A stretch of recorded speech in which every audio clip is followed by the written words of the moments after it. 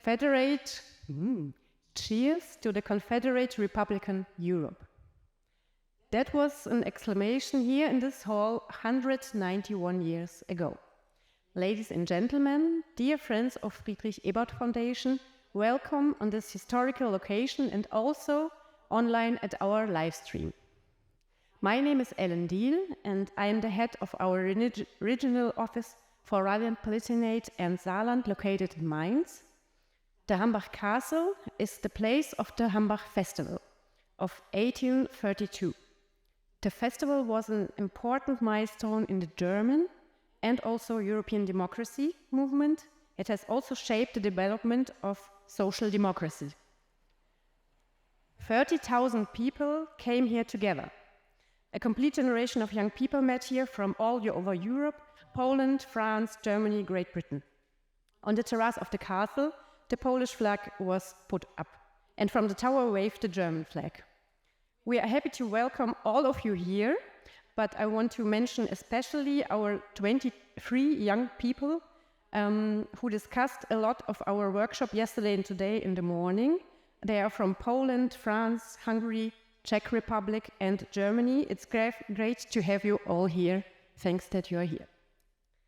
191 years ago, the people fought for freedom of speech, freedom of press, gender equality and a united nation, and also for an alliance of free nations in Europe. Since then, it's a symbol for democracy, freedom and peace. Even here at Hambach Castle, right-wing populists are trying to take over this symbolic site for their purposes, pretending they are the real democrats. They have been organizing demonstrations and marches to the castle and so on, but we have to respond to this. With our Hambach Democracy Dialogue, we are showing that Hambach Castle is a place for debates and discussions for the future of a progressive European democracy. And that's why Hambach Castle today is a symbol not only of the history of German democracy, but also of Europe's idols and history. So my dear colleague Christiane Kesper, who is the director of our EU office in Brussels, will introduce us to our goals to this conference. Thank you and see you later.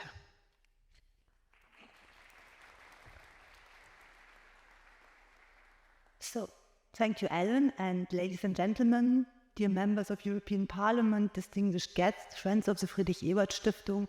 As Ellen said, my name is Christiane Kesper. I'm the director of our EU Brussels office. It's an honor and a privilege to me to welcome you all to our third Hambach Democracy Dialogue. Every year, we bring together progressive European politicians, democracy activists, researchers, and young people from across Europe to discuss the future of European democracy. Let me just start with some words on Friedrich Ebert Stiftung. So we have been working on European and international affairs for almost 100 years. Even our EU Brussels office is this year 50 years old. The Friedrich Ebert Stiftung is a non-profit organization committed to the values of social democracy. We are the oldest of the German political foundations, was established 1925 after the death of Friedrich Ebert, the first democratically elected president of Germany. Our objective is and was to promote civic education. What are we doing else? We provide policy advice regarding strategies on the socio-ecological transformation of societies. We support scientific research, and with over 106 countries worldwide, we support high-level international dialogue and promote democracy by supporting free trade union and civil society and, of course, progressive parties. For us, trade unions are central and focal point in the democratic transition of every society.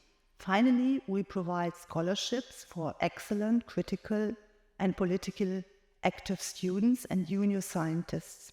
With our worldwide leaders training for young people, we develop and strengthen networks of young leaders whose decision will shape tomorrow's world. So very much welcome also for all our younger participants. Coming back to our today's conference, so being a symbol not only of Germany's history of democracy, but also for European unity and democracy movements in general, we, the Friedrich Ebert Stiftung, want to follow the tradition of Hambach Castle and contribute to the further development of our joint European democracy. The Hambach Democracy Dialogue started in 2021, and now after 2 years of pandemic, we are really happy to continue this progressive tradition and European vision with all of you in the next 2 days of our conference here at Hambach Castle.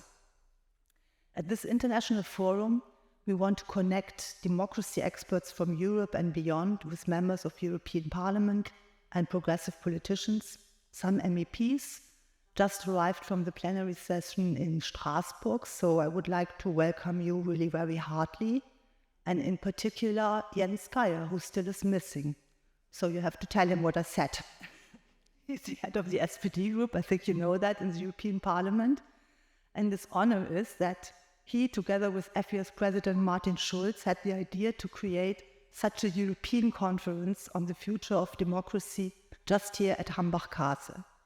Unfortunately, Martin Schulz, for personal reasons, can't be with us today, but he asked me to send his best regards, and he already committed himself to be here next year, so hopefully.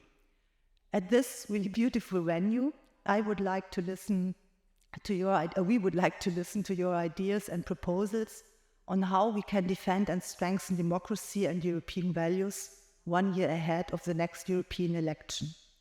We want to discuss about new ways how to enhance social democracy and European integration, and we want to give the opportunity, of course, for networking and exchanging ideas between like-minded thinkers and experts. Our main topic this year is defending democracy in times of multiple crises, and my dear colleague Johanna Lutz from our FES regional office in Vienna on the future of democracy will elaborate on the content of this year's conference and the sessions we will have today. But before I hand over, I really wish us all a rewarding and enjoyable time. I hope for fruitful discussions. And I want to thank our FES conference team, who is hiding there in the corner, combined of 3 FES offices, Mainz, Vienna and Brussels, for really the excellent work they have done in planning and organizing this international conference. And with that, I hand over to Johanna.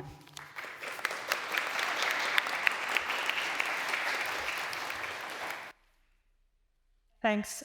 So I'm the third FES person you will have to listen to now, just really briefly, and then we can really start. My name is Johanna Lutz. I'm the director of the FES regional office that we have in Vienna called Democracy of the Future. And we work on democracy and the rule of law in the entire OSCE region. I'm really glad that we are here. Christiane already thanked the team that's hiding back there. We work together on this conference with 3 offices, and you can engage with them, or if you have any questions, ask them. And last year, we also prepared the whole team of the Vienna office, I think 4 or 5 people we are here. And last year we couldn't come because half of us got sick with COVID, the other half with hand-foot-mouth disease. And that's why it's really great that this time we finally made it. And, usually I'm very optimistic or even enthusiastic about all things democracy.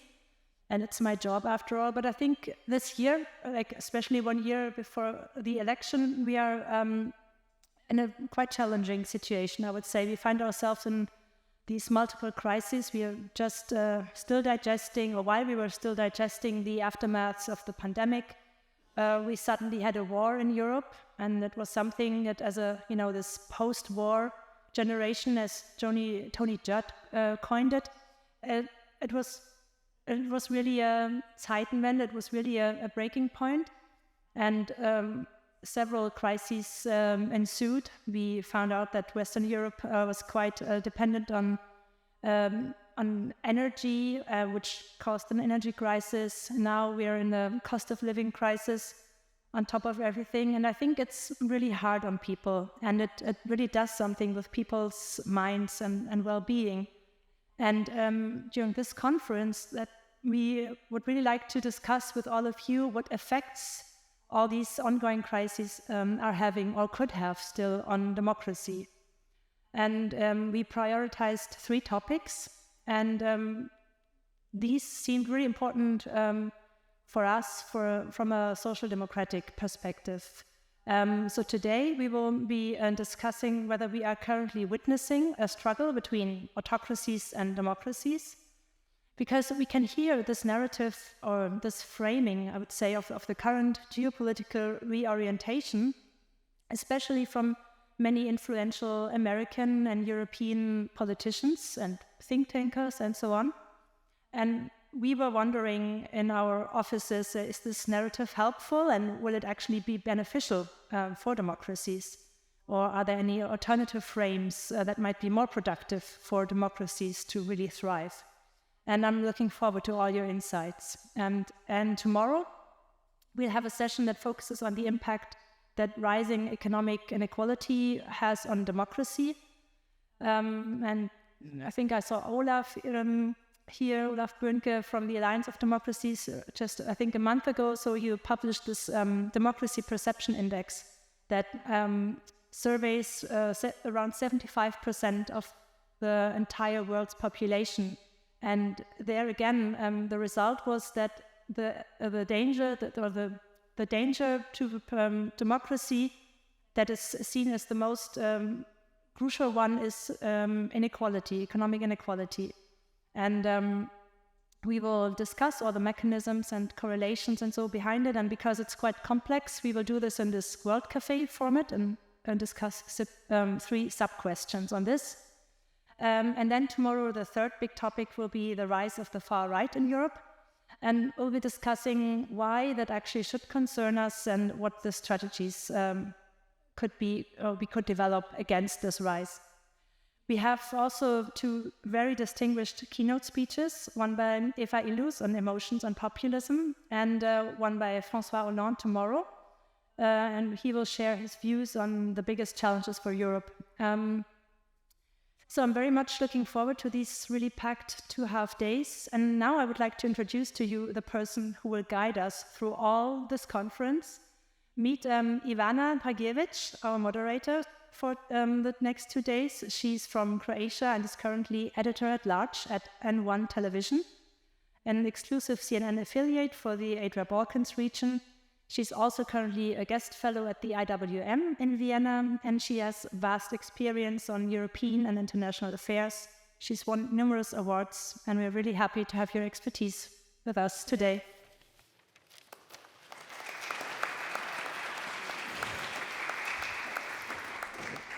Not to lose time. Thank you so much to Friedrich Heber. Thank you to this nice introduction. And I have a very bad role today to say something before our first keynote speech, because the person who will give the first keynote speech, a food for thought, is a person who knows a lot about emotion. Eva Illouz is a sociologist, a professor at the Hebrew University of Jerusalem. I've told you just a couple of minutes ago, I've read all of her books that are dealing with, I will call it matters of heart. Because in times of crisis, people fear, people don't trust, people tend to close themselves, or people tend to over-exaggerate their emotions. So the recent book of Professor Illouz talks about the emotional life of populism, how fear, disgust, resentment, and love undermine democracy. Populism as emotional politics is not something of our age, of our time, something that is challenging us in the last decade or more. And I want to quote Professor Illouz before. I wanted to quote Leviathan of Thomas Hobbes, but you all read it and you all know what he thought about reason and emotions and language and how things differ. So somewhere on that track, Eva Illouz, in Consuming the Romantic Utopia, wrote, culture, thus, is a matter of shared meanings, But it is not only that, it is also one of the ways in which exclusion, inequality, and power structures are maintained and reproduced. Are we still living that age, or are we experiencing something new? I'm really honored. I'm a little bit shaking because I love your work, and thank you please take your pens ready, take your iPads ready, and write what Professor Illouz will say. The floor is yours.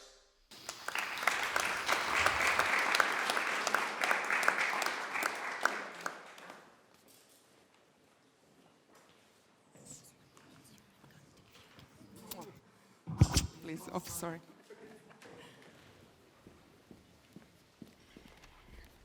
Thank you for this so generous introduction. I couldn't hope for a more generous one. I'm going to start this paper with not an introduction, but just a number of remarks. From 1970 to 2010, there was an extraordinary increase of countries joining democracy. In 2016, though, 96 electoral democracy. There were 96 electoral democracies in the world, and 6 years later, in 2022, there were only 90, 6 years only. During the same period, the number of people who had democratic rights plummeted from 3.9 billion people to 2.3 billion people. So we can say fairly easily that democracy is under the assault of what Francis Fukuyama calls, and many others, nationalist populism, which is a political form which undermines the institutions of democracy from inside, not outside democracy. As political scientists Stephen Levitsky and Daniel Ziblatt have claimed in a very famous book, democracies do not only die through military coups or other such dramatic events. They also die slowly. Populism is the political form taken by this slow death. The second remark is that we live in the midst of what Yasha Monk has called a great experiment. Never before have democratic societies lived in such multicultural and multi-ethnic societies. In 1970, in the UK, less than 1 person out of 25 was born abroad. Today, it is 1 out of 7. A few decades ago, Sweden was one of the most homogeneous countries in the world, whereas today, 1 person out of 5 is from foreign origins. Lots of countries have known the same striking changes. No democracy has actually consciously planned this change to being multi-ethnic and multi-confessional.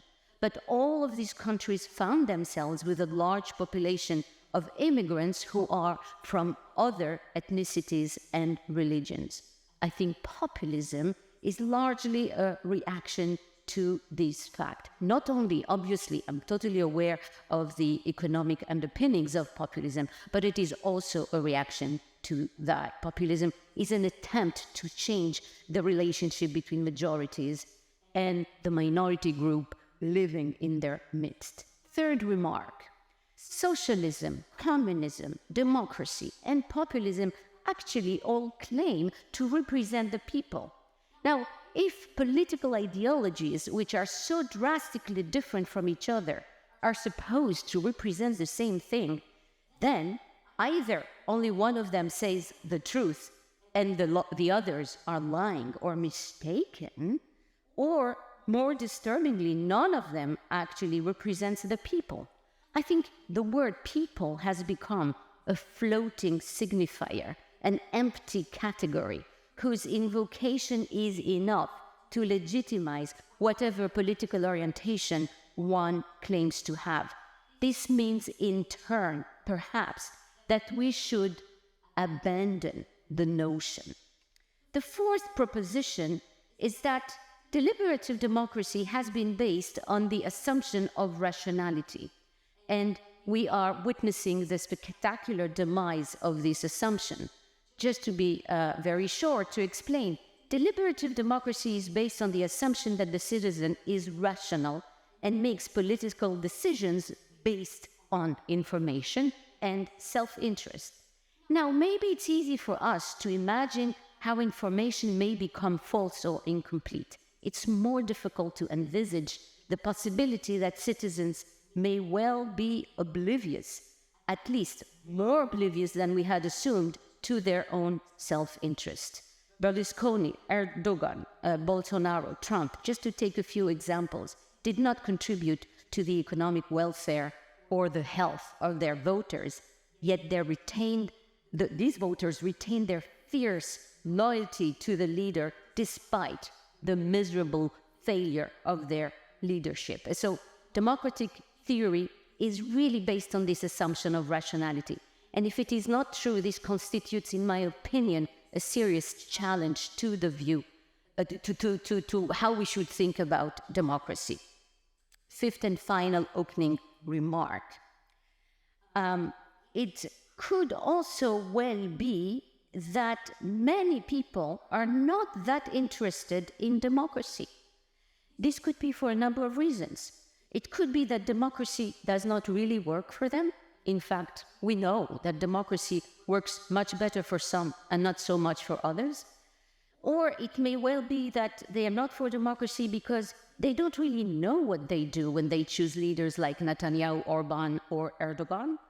And finally, another possibility is that the affirmation of a group identity, of a nation untainted past, of their own ethnic uniqueness are more important to a large sector of citizens than democracy per se. Possibly, what many people now mean by democracy, the power by and for the people, is that it should be for one people only, that is the majority, and that there is now a great struggle over the meaning of democracy because an increasing amount of people want it for them only. So, if democracy is about identity, how should it change our approach to democracy? Jan Werner Müller, one of the most prominent world specialists on populism, has suggested that populism is a permanent shadowy effect of representative democracies. In other words, it accompanies democracy and is not outside of it. And I want to explore this possibility by looking at the case of Israel and ask how democracy becomes undermined from within, really from within. Democracy is not only a matter of rules and procedures, it is also a matter of norms and civic culture. And to uphold these norms, this is my small addition to this, I think you need a certain way of thinking, what in another context, the Nobel Award Danny Kahneman has called slow thinking. You need, in order to uphold democratic norms, you need to process information in a certain way. You need a certain way of relating to your frustration, to your expectation. And mostly, I think, it has to do, this way of thinking, what I call a way of thinking, it has to do with a way of building adequate causal frameworks, how you explain the social world, whether you attribute inequality to flawed redistributive policy or to taxation policies is quite different from attributing it to Jewish bankers, I think. So causal frameworks, how we build them, I think are key to democratic culture. To understand how people come to ignore self-interest and build these flawed causal frameworks, I think we must understand the role of emotions in politics. And I want to focus on one aspect, therefore, of the array of complex mechanisms through which groups of people become robbed of an adequate grasp of their own interest, of an adequate grasp of causal frameworks.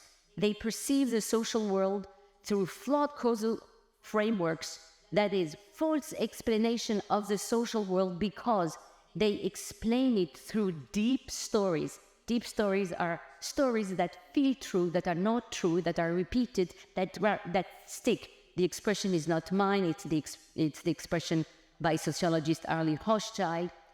And so these deep stories both express emotions as frustration, anger, or envy, and they also amplify them, and more crucially, they give them something like the ring of truth.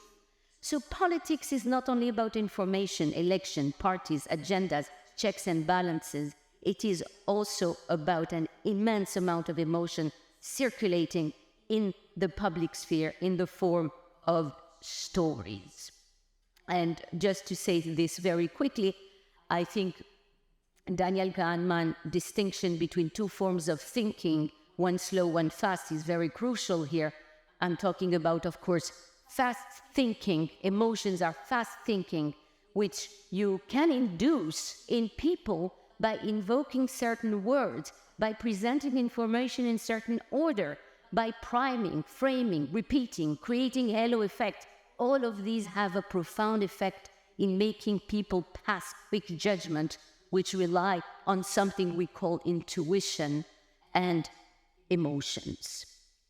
So after having said this, let me start and my paper, and say that I'm going to focus on what I think are the four key emotions of populism: fear, disgust, resentment, and love. And I'm going to claim that these emotions are vectors, have become vectors of the political process. I focus on Israel. I am aware, of course, that Israel has very unique problems and a very unique geography, and yet I think it is paradigmatic of the nationalist and populist political style that has unfolded throughout the world. It is the combination of these four emotions and their relentless presence in the political arena that is a characteristic of populist politics. So note that I'm not explaining populism, I'm just trying to characterize it. First, fear.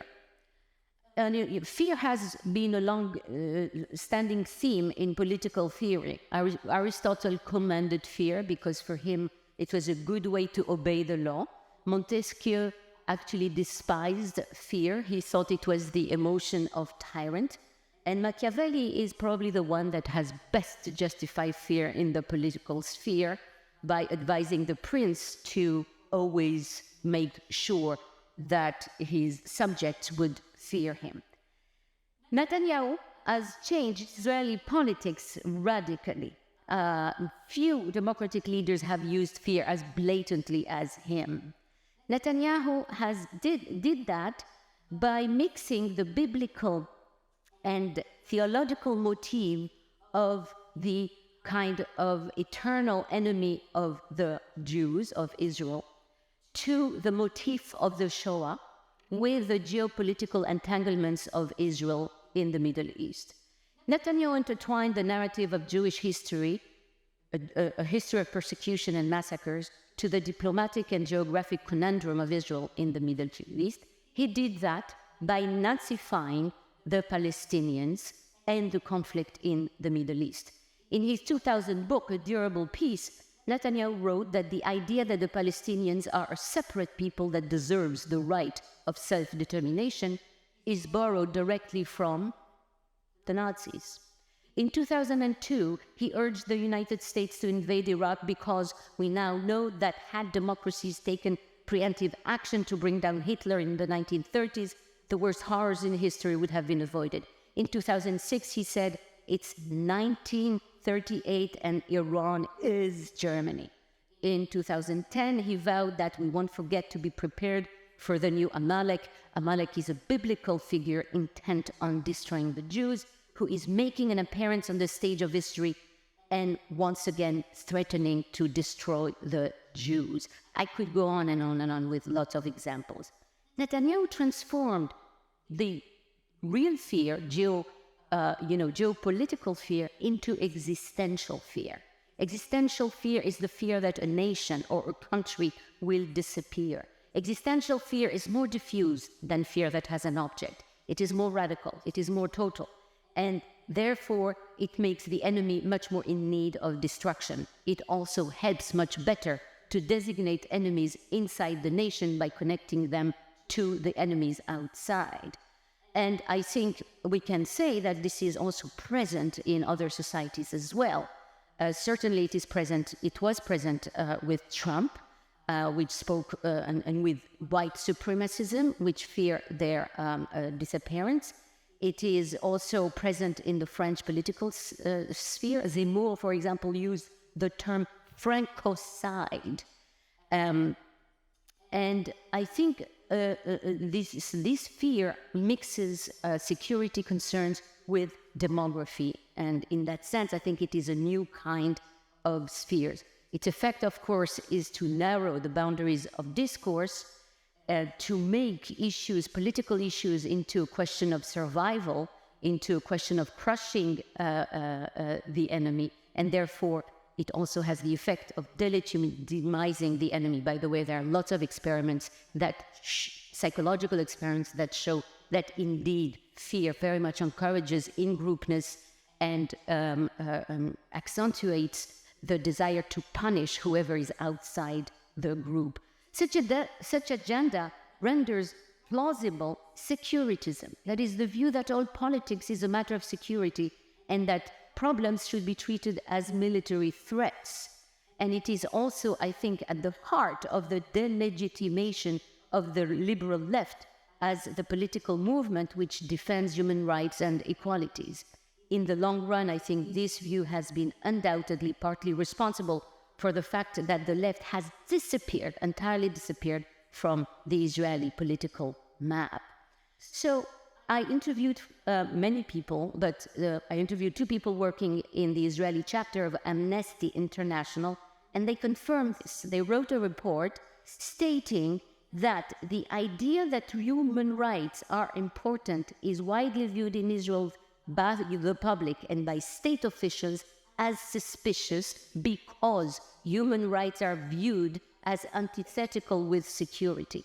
Because security trumps all other values, government officials and ordinary citizens are willing to weaken human rights. Most interestingly, the countries in which human rights are less respected are actually less safe and more prone to conflict, which in turn justifies further fear and further securitism.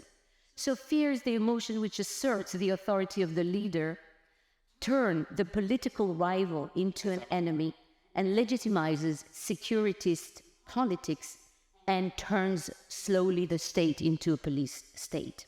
Second emotion is disgust. Disgust is the emotion which deals with one of the key issues raised by populism, the relationship between majority and minority. If fear is the privileged emotion of tyrants, disgust is the privileged emotion of racists. As the anthropologist Mary Douglas observed, religions not only revolve around a sense of the sacred and the profane, but also revolve around providing symbolic order by making certain things dirty and impure, and designating others as pure. Impurity provokes disgust, and disgust has also another key social property. It propagates in the social body through chains of contamination. For example, if pork is impure, then eating pork is disgusting. Pork eaters are disgusting, and people who sell pork themselves are disgusting as well. In the last 2 decades, Israel has seen the burgeoning of new normative entrepreneurs whose vocation has been to change the values and content of liberal morality based on universalism and human rights. These new moral entrepreneurs, I say moral because they think they are moral, have profoundly changed the content of the public sphere by promoting disgust openly of specific groups. They are disgust entrepreneurs. Lots of politicians and new NGOs have as their function to create, engineer, and reinforce disgust towards certain groups. For example, I have lots of examples, but one of them is the Lehava organization founded in 2009, which is an acronym for Prevention of Assimilation in the Holy Land. It opposes marriage between Jewish and non-Jewish people, especially with Muslims, and their mission is to help extricate Jewish women from harmful relationships when, of course, these Jewish women never sought their help. Bezalel Smotrich, who is the current finance minister of Israel, claimed in the past that he would not want his wife to give birth in a hospital lying near the bed of an Arab woman. He was expressing disgust and fear of contamination. Also, I studied the discourse of rabbis who teach in schools and military preparatory schools, and they spoke about Arabs, non-Jews in general, liberal Reform Jews, left-wingers, homosexual, by using the following words: venom, garbage, abomination, stench, beasts, snakes, animals, murderers, spoiled mounds, wickedness. All of these form the matrix designating Arabs and secular Jews as representing pollution, which can in turn only invoke disgust. Disgust is an emotion which justifies, enforces, and generates separation, physical and symbolic. Although it is less manifest than this, I think disgust towards immigrants and refugees is also to be found in such political characters as Donald Trump, Geert Wilders, or Eric Zemmour. Disgust, I think, is particularly dangerous in politics because it creates an ontological abyss between groups. It creates the feeling that the other group should not even be approached. Ressentiment, resentment, has always probably been present in politics. Aristotle speaks about it in his Politics. And I think the case of Israel is particularly interesting, and you will understand why. Resentment is also the most ambivalent of all emotions I discussed because it actually contains a democratic impulse. So in Israel, it played out as follows. Mizrahi Jews are those Jews who immigrated to Israel from Africa and Asia, mostly in the 1940s and 50s. It is now beyond dispute that these Jews were significantly discriminated against by what was then a socialist left-wing establishment, which was composed almost exclusively of Ashkenazi, that is, Jews from Eastern and Western Europe origins. And these Mizrahi Jews, like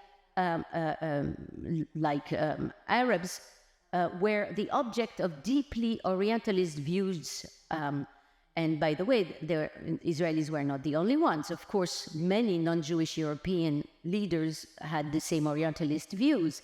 But Mizrahim were associated with Arabs and were viewed as primitive and inimical to the Western project which Israel was vying to implement in the Middle East.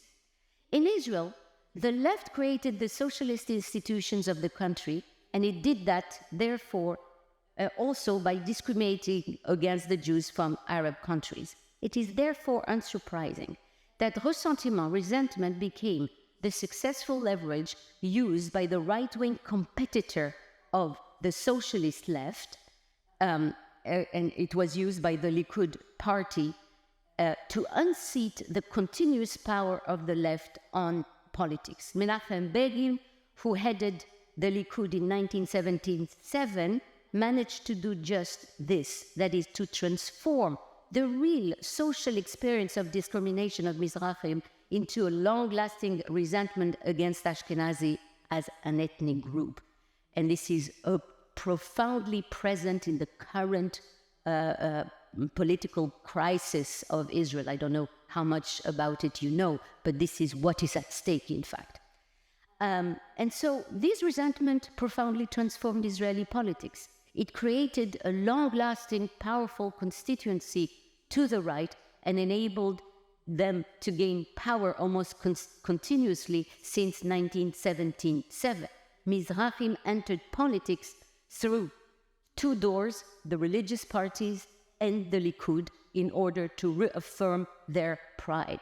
Now, it is worth noticing that while Arabs are in many ways far more discriminated against than Mizrahi Jews, by the sheer fact that they are not Jewish, they are much more excluded from the body politic, their social and political condition never translated in ressentiment, while this was indeed the case for Mizrahim, suggesting that ressentiment derives from a fundamental assumption of equality. That's why it's such an ambivalent emotion, an assumption that Israeli Arabs cannot make. It's also interesting to notice that in terms of actual policy, the right actually did not improve the condition of Mizrahim. And more than that, Netanyahu's neoliberal policies have deeply accentuated inequalities for the last 20 years and mostly benefited Ashkenazi groups. Thus, if the right still represents the Mizrahim, it is mostly for symbolic reasons. It provided them with greater symbolic status based on the incessant claim that they have been the victims of a historical discrimination whose memory is constantly carefully rehearsed, a claim which is ironically substantiated by the accentuation of inequalities which the neoliberal right has contributed to. In other words, inequalities which should have long been the responsibility of the various right-wing polities that have been in power for the last 40 years are still credited to the long-defunct left-wing rule, illustrating how resentment is built around the memory of past injuries and is able to transcend the concrete present of persistent inequalities to transport the citizen into the past. Yascha Mounk has argued in a comparative international study that populist leaders last on average much longer than populist leaders. And I think this longevity may be explained by the fact that such leaders are able to activate and keep alive and rehearse the memory of past wounds in a way which feeds into a form of wounded collective consciousness. And this is certainly something we find in Trump, in Le Pen, in UKIP, and probably others. That is the insistence that people were made invisible and irrelevant, and that the feeling of this of invisibility generates a great deal of resentment that is carefully cultivated. What is very striking in the Israeli case is the fact that the left or liberal politics, which was previously constructed as defending the rights of the underprivileged, is now viewed as the privileged, as the politics of the privileged. This is exactly what has happened in Israel and what has happened, I think, throughout the world. The left all over the world has been badly struggling to be perceived as having anything to do with the working class. It no longer is perceived as having something to do with the working class. And Israel has been paradigmatic in that because class and ethnic resentment has made it impossible for the Mizrahi working class to subscribe to the left and liberal universalist agenda. Finally, love. These three negative emotions must be transcended, if you want, by a positive emotion, which is the love in the sense that populism affirms not only the greatness of the majority and the nation, but also in the sense that it affirms its authentic purity, and that this authentic purity must be defended. This is very clear. For example, I saw many quotes coming from Orban entourage to that effect. Even though early Zionism heavily relied on religious symbols and was forcefully patriotic, it was also at the same time secular, at least in the sense that it attempted to create a common culture based on secularized religious symbols. The populists of the ideology of Netanyahu changed profoundly the content of this culture, because these secularized religious symbols became literal religious symbols, and he relied much more heavily on religious laws and principles, by the way, while being himself completely secular. And thus, he smoothly incorporated the biblical land of Israel inside the modern Israeli state. It radicalized the definition of Jewishness, which is why in 2018 a law was passed enshrining, if you want, Jewish supremacy in Israel. And it also enabled the entry of religious nationalism in the government, in the current government. Religious nationalism, here I follow the definition that Roger Friedland gives, sociologist Roger Friedland gives of this, contains four elements. First, religious nationalism views the territory, the land, as a sacred space. the land becomes a main actor in the unfolding of a divine history still in the making. Second, religious nationalists direct the bulk of their attention to the bodies of women and homosexuals. And for example, for women, they really militate to cover, separate, and regulate the erotic flesh. Third, religious nationalists accord considerable symbolic importance to foreigners, that is, on excluding foreigners. And the fourth element is that religious nationalists, much like other non-nationalist religious people, submit to God, and in submitting to God, they intermix the love of God and the love of a nation. They shroud the land and the nation in the metaphysical grandeur and fiercely guarded sacredness of God. They bring, therefore, nationalism to another level altogether. Religious nationalism is an appropriation of the land, the people, and the history through frameworks which lend them cosmic meaning and purpose. The result, actually, is ironic. It is a deeper division of society because the sacred is actually non-negotiable. So, just to conclude, the sentiments I have described here have a few things in common. They are the result of the manipulation by politicians, of the harnessing of ordinary people's fears, mistrust, anger, resentment, to the goals and strategies of political actors who are, I think, quite often rather unscrupulous.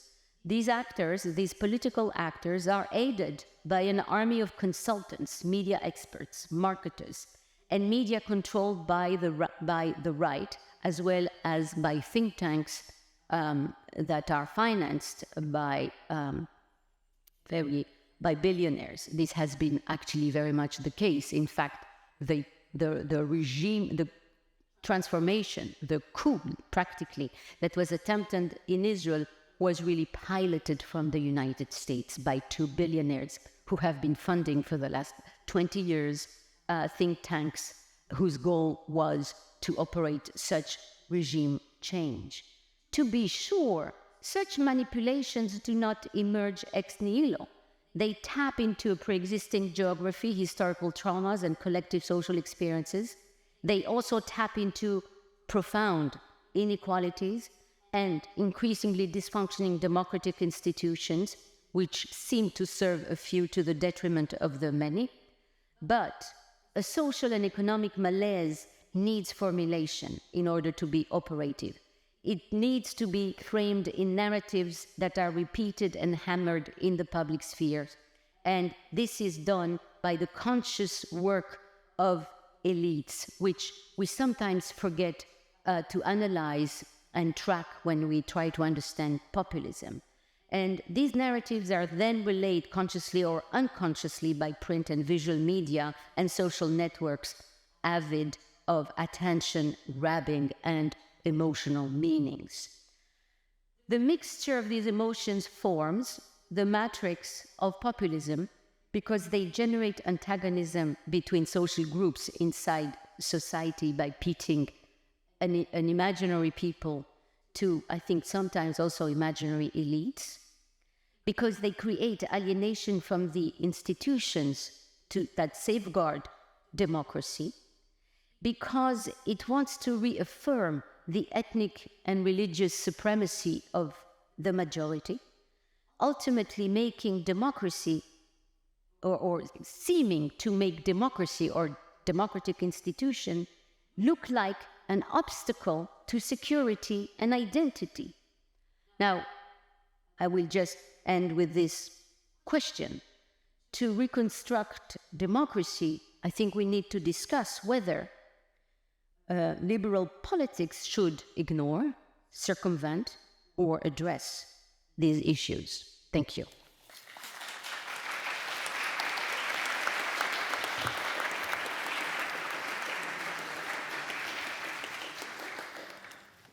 Thank you very much. Yes, thanks. Thank you.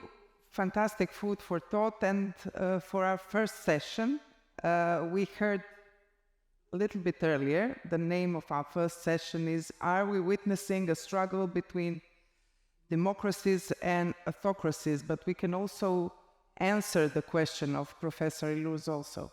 So I'm asking the panelists of the first panel to join me on stage. First, directly from Strasbourg, Mr. Sven Mikser, MEP and former Defense and Foreign Minister of Estonia, please.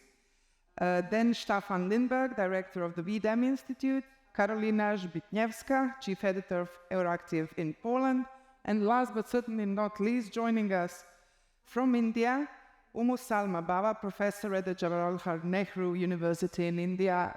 I hope you can hear us, Professor. Welcome.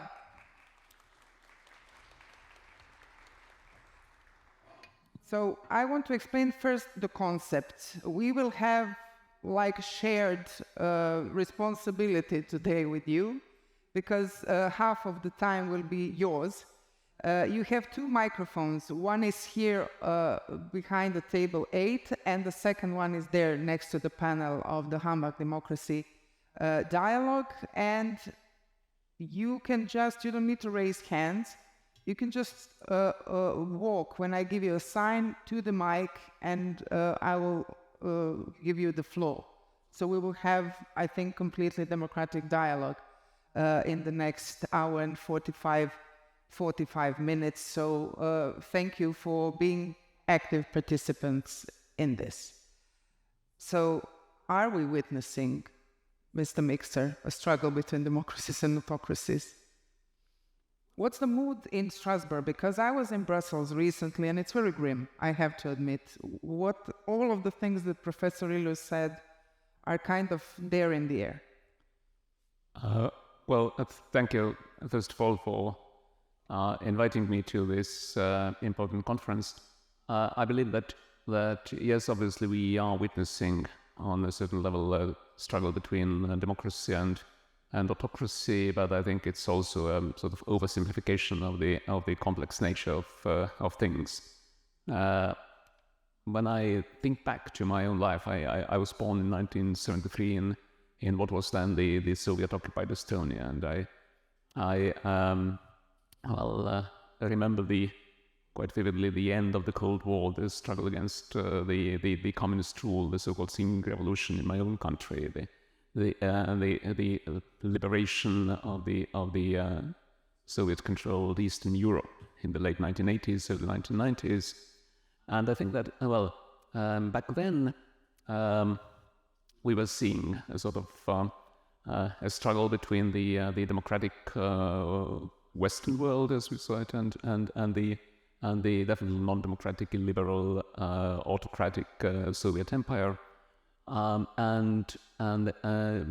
During those years, I think the crucial advantage that liberal democracies had over the autocracies was that the liberal democratic way of life, the system, was far more appealing not only to those people living under democracy, but also those people living in the Eastern Europe under the Soviet control. And this was I think the critical advantage that made it inevitable that democracies would come out on top. Now, meanwhile, I think what we have seen, and I think that no one has ever, no people have ever chosen autocracy or totalitarianism as the political system. I mean, it has always been enforced from the top. But people obviously can choose away from democracy. That's something entirely different. And I think that autocracies detest democracy because obviously, I mean, they cannot give people the choice because they would not be the system and those rulers would not be elected. But they I think have realized that they need to weaken or undermine this critical advantage that democracies had over autocracies in the past, and I think we've seen them having some success in the 1990s, in the early 2000s, in making many more people in our own societies, in the democratic countries, in democratic nations, sort of doubt the advantages of liberal democracy. There are some external conditions that have made that possible.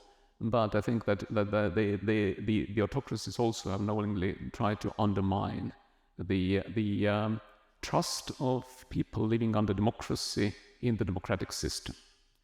Hey, I need to pass the mic to Staffan Lindberg, because what we heard from Professor Illouz and what we experience is in our countries, that undermining of democracies also comes from within. You will talk probably about the case of Poland.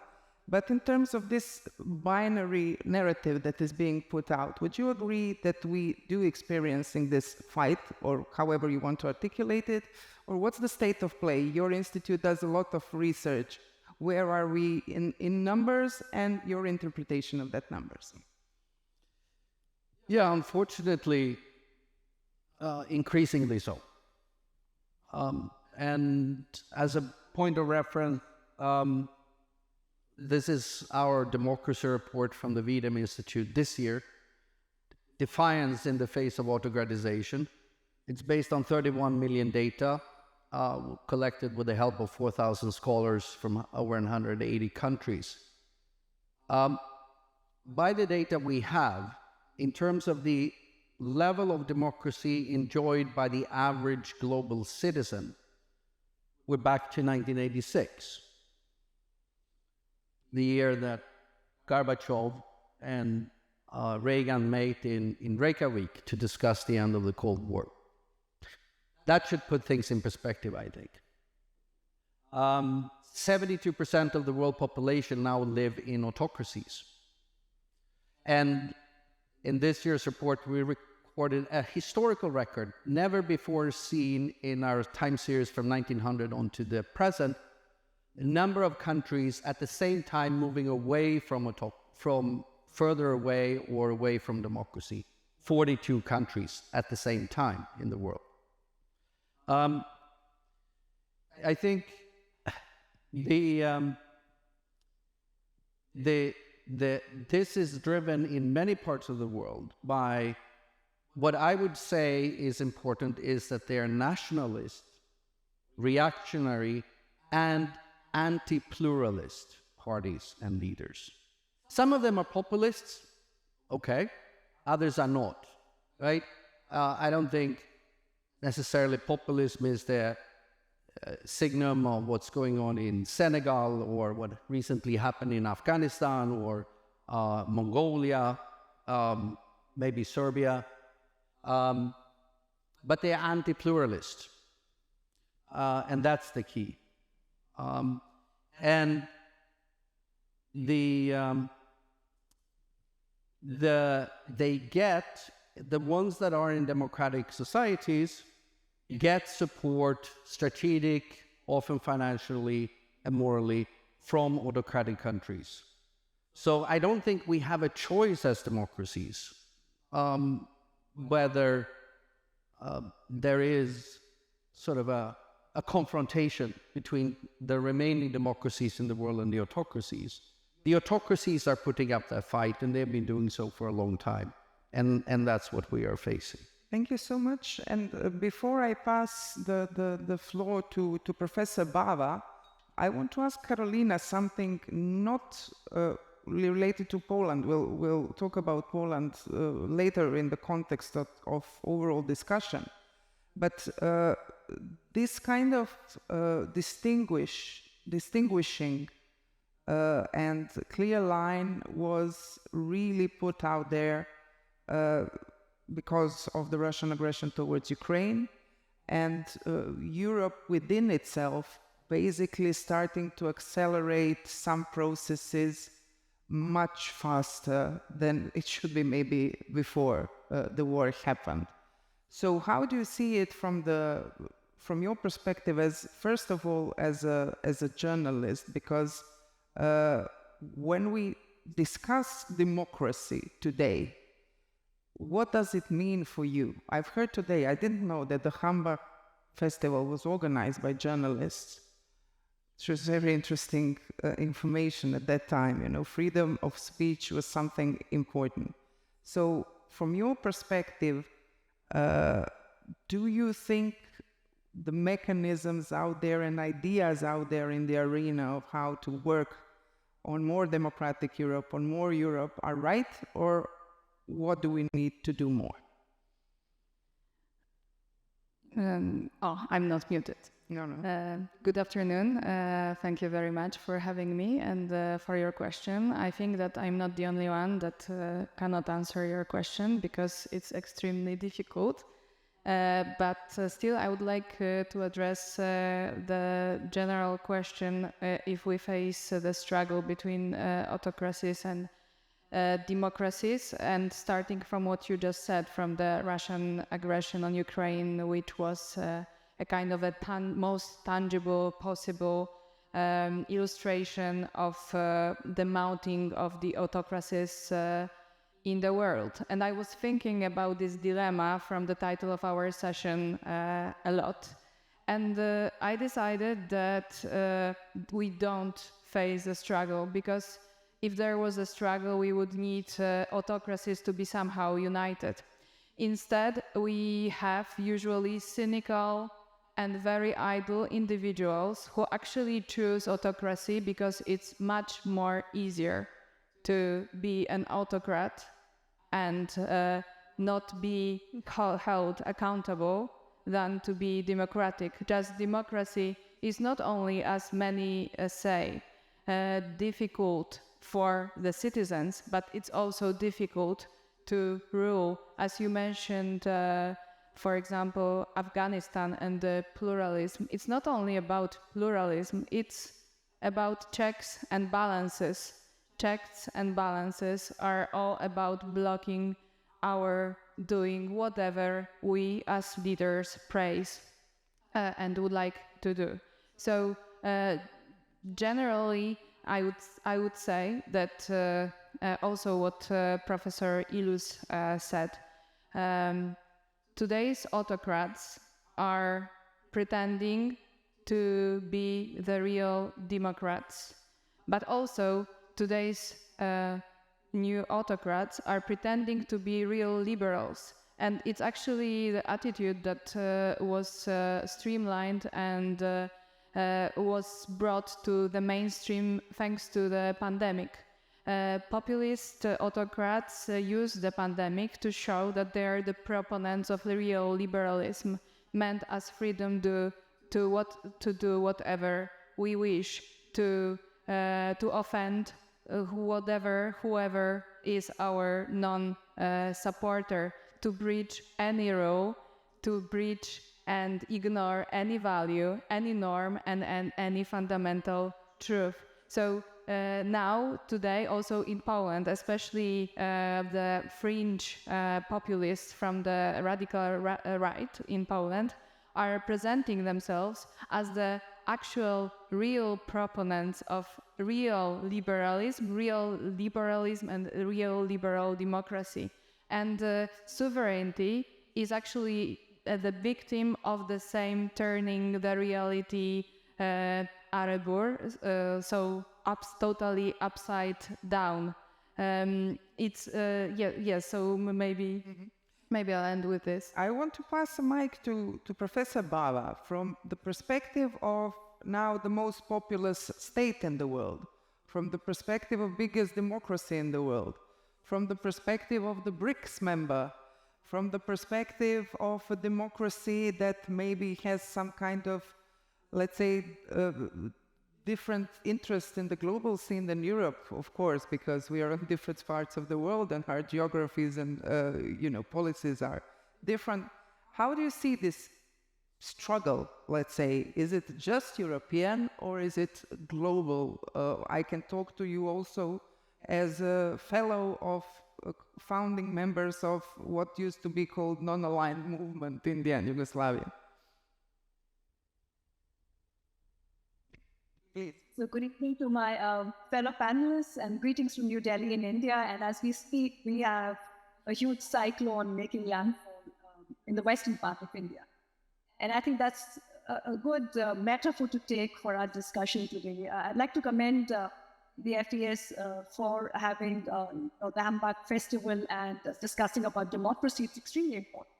But let me say my 3 preliminary comments. First, I think we have to look at democracy as a political idea, which is a work in progress, which means it's never going to be finished.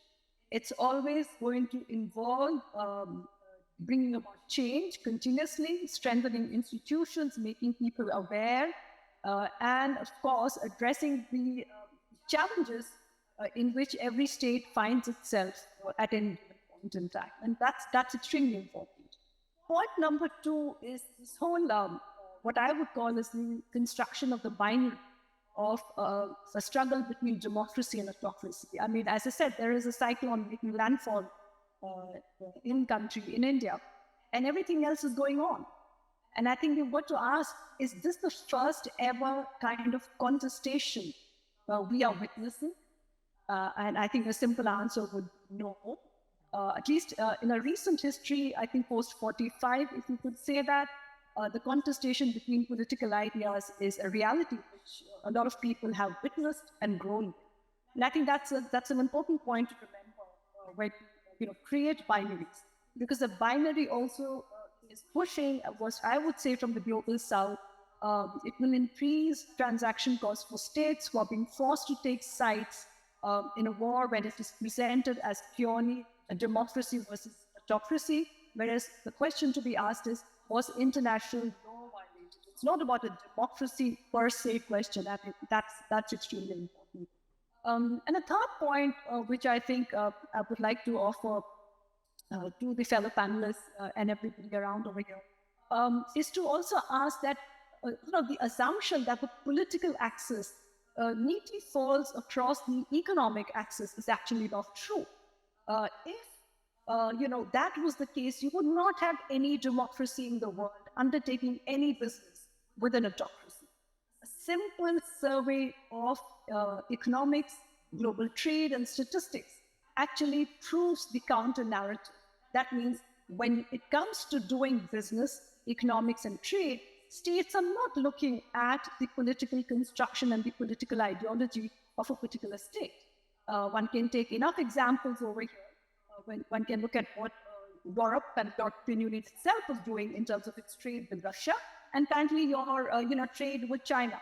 So does that mean that it is okay to talk about just the political contestation while you do not choose to engage with the economic dimension of it, which means it is okay to have business dealings and trade with autocracies and such kind of countries which do not by any definition come close to the political values which are endorsed by another set of countries?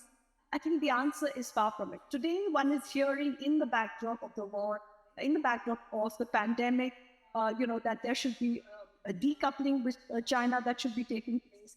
And second, how to de-risk, reduce the risk.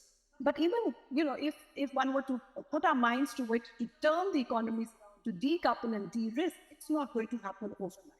Everybody is heavily invested into this complex interdependence, economic interdependence, and therefore creating just a political argument to say that there is a political binary, but we will not seek to examine the economic aspect of it, I think is oversimplifying the argument and creating political choices which may not be tenable in the long run.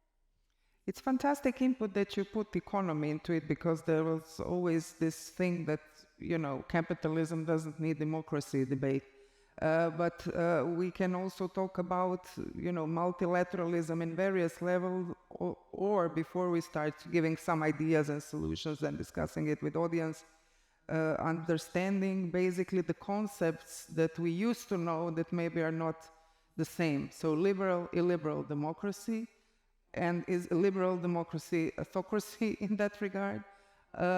Or what was Professor basically saying in terms of, implementing some other things into politics of today. So how do you see, Staffan, at all, like the terms that we are having still on the table? Are they valid anymore? I think the terms are valid. Let me note, you classified India as clearly as a democracy. We don't. and all the institutes around the world that measuring democracy have downgraded India in the recent years severely, whether we look at categories or whether we look at indices and different measures. But the term illiberal democracy that Orban likes to throw around, and somebody has sort of picked up, is what we can call with the fancy term oxymoron. It's a contradiction in terms. Democracy cannot be illiberal. The illiberalism that they refer to is cultural sort of or social things that have with family or LGBTI rights and so on. But democracy is predicated on pluralism, the acceptance of, whether you're a populist or not, the acceptance of that you may have a different view than I have, and we discuss it, and we resolve that conflict peacefully. When you start to delegitimize your political opponents because of their views, you reject their right to have those views, then you're starting to be anti-pluralist. And then you reject democracy as a fundament. So illiberal, and that's the sort of basic meaning of liberalism, the basic value fundament of liberalism is pluralism. Whether it's started in theology, and then it's traveled over other disciplines, but the foundation has always been pluralism. So illiberal democracy is not a term we should accept. It's a political device for Orban and other wannabe dictators to do away with democracy in the name of something they call democracy. But in that regard, and the framing that we're experiencing for the last couple of years, Mr. Mikser, I want to refer also to something that Eva Illouz said, that from the populist far right, they want to put all politics as a matter of security, and that's part of the delegitimation of political left. Because of the war in Ukraine, security is our top priority as Europe as such. So what are we all facing if we, for example, when was the migration plan adopted the other day? So what are we all being exposed to as democracy with this highly securitized environment that we're living in? Well, I think that Professor Illouz is right in saying that Israeli politics is very particular, and it's probably far more securitized than the discourse in Israeli politics than in some parts of Eastern Europe. I think politics has been pretty sort of securitized as well, but not to the degree I think that it is in Israel. But the Russian aggression against Ukraine is important in a way because we see it in very existential terms. Not necessarily because we see it as a sort of external military threat to our own security. We do in Estonia perhaps more than people in Germany, but it's not only about that. We see it as existential from the point of view of the rules-based international order as we know it today. I mean, there is UN Security, United Nations and UN Security Council. That is the main normative body of international law and international norms. And now Russia is it? Yes, and now we see one of the permanent veto-powered members of that organization basically going against all of the basic principles of that very body, and we as democracies have been pretty much the main architects of the current rules-based international order, but also the main beneficiaries. And I think this is we are sometimes wondering why we see many countries in the world being sort of lukewarm about sort of siding with us in this very existential conflict as we see it. And I think it's not because they are necessarily sort of wanting to side with autocracies against democracies, but it's more because they don't see themselves as having a similar stake in the preservation of this rules-based international order as we do. So I think this is crucial. I mean, we have the most populous country in the world that is nowhere near the permanent seat of the UN Security Council, for example. I mean, they probably don't quite see that they have a similar stake to, I don't know, Russia. Russia is challenging that order from different angle, but as for example the US or UK or France. What Staffan Lindberg said, and also Professor Bava, we've seen that, democracies and autocracies lived side by side until now, but you pointed out a crucial thing, and that is how to build the architecture that we know now, or adopted architecture post-Second World War, was basically there because we knew who won and who lost in the war. That was a very important point. So I want to go to New Delhi and ask, basically, in this regard, what Mr. Mikser was saying, do you think, as a country which is not in UN Security Council, which wanted basically to be more involved in what we knew as this pious multilateral body, what is the debate within India, how things should change after, let's put it as a clear thing now, after Putin loses? Or some other scenarios that you are looking at? So I think, let me point out two issues over here. One, I think it's the issue of what we are currently witnessing, the war in Ukraine, and the issue of the rules-based order. I think it's important to ask and to clearly identify that, when Europe presents an argument that it is an existential threat and the rest of the world should fall in line, there are a lot of existential threats around the world. A rules-based order would have to apply for everybody. It cannot be a selective prescription of rules for one and order for the other. This is the kind of argument which one has seen from the West, and I think that is not something which, every country is just going to jump and lead. The second thing I would like to point out, if we are talking about the rules-based order and the existential threat, then in 2014, as the annexation of Crimea took place, one would have expected a far more greater response, collectively and individually, from the Europeans. I don't think we saw any evidence of that apart from economic sanctions. Business continued as usual with Russia.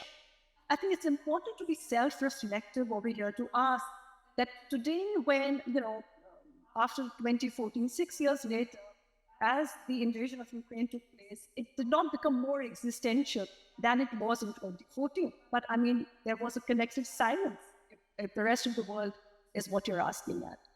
Staffan was pointing about statistics and saying that, India is not a democracy. We will not consider us a democracy. That would be an opinion you're very free to hold. And I'm not here talking on behalf of the government or representing, but as an academic, I think, it's important to reflect and ask that just presenting statistics does not delegitimize the democracy and, as I said, a work in action. I think that reflective lens has to be held by every country around the world. But that many countries in Europe today are also seeing a democratic deficit and a democratic withdrawal. The point is, if you start narrowing an argument like this, you're only going to talk about, a group which either you belong to or you don't belong to. The question to ask is, are we willing to look at how the politics of identity will construct issues and present choices to people? These are driven from within, and these are also driven from outside. And second, the issue of illiberalism. I don't agree with the notion of illiberal democracy. I think there are elements of illiberalism present overall. And finally, to conclude, Ivana, on the point of the reform of the UN Security Council, I think the 5 permanent Security Council members will have to be in unison to bring about reform, and India is working along with other 3 countries. I don't think when the UN Security Council, was created, the litmus test was how much of a democracy you were at that point in time. So I think it's a rather strange argument to be forwarded that just because war democratic indicators are not up to our standards, we don't think that we're ready to take on task of the war. So, Karolina, are we narrowing the debate, what Professor just said, that we're narrowing the debate in terms of, defining what democracy is, and basically, can we talk at all about uniformity of democracies concerning the point in history we're living in now? Certainly, there are differences in democracies, and it's important to also look at who has the monopoly of defining democracy and liberal democracy. If there is just one pattern that everyone should adopt, I don't know. Rather, I wouldn't say so. I wouldn't agree with that, because there are local characteristics that make ourselves on the individual, local and country level, different creatures, different natures. That's why we will have problems with achieving the rules-based world order, apart from having that on this aspiration level and on some kind of ideals level, something that we want to reach someday. It's really difficult to achieve that. I can say that as a citizen of Poland, when we have problem with a rules-based order in terms of the European Union itself. And now, what to do with rogue countries like, for example, Poland or Hungary, but also others, when we misbehave in terms of rule of law and the European Union's democratic and liberal standards. We have this mechanism of conditionality on rule of law in terms of European Union funds. But up to now, it hasn't stopped the slide of Polish liberal democratic norms. No, to the opposite. Actually, it's being used, and it has become a really handy weapon of our government to show that the European Union is illegally infringing on our sovereignty. So should we impose this conditionality, or how to make that really work, because it doesn't. And now there are also funds flowing from the United States to Poland to support our defense and security.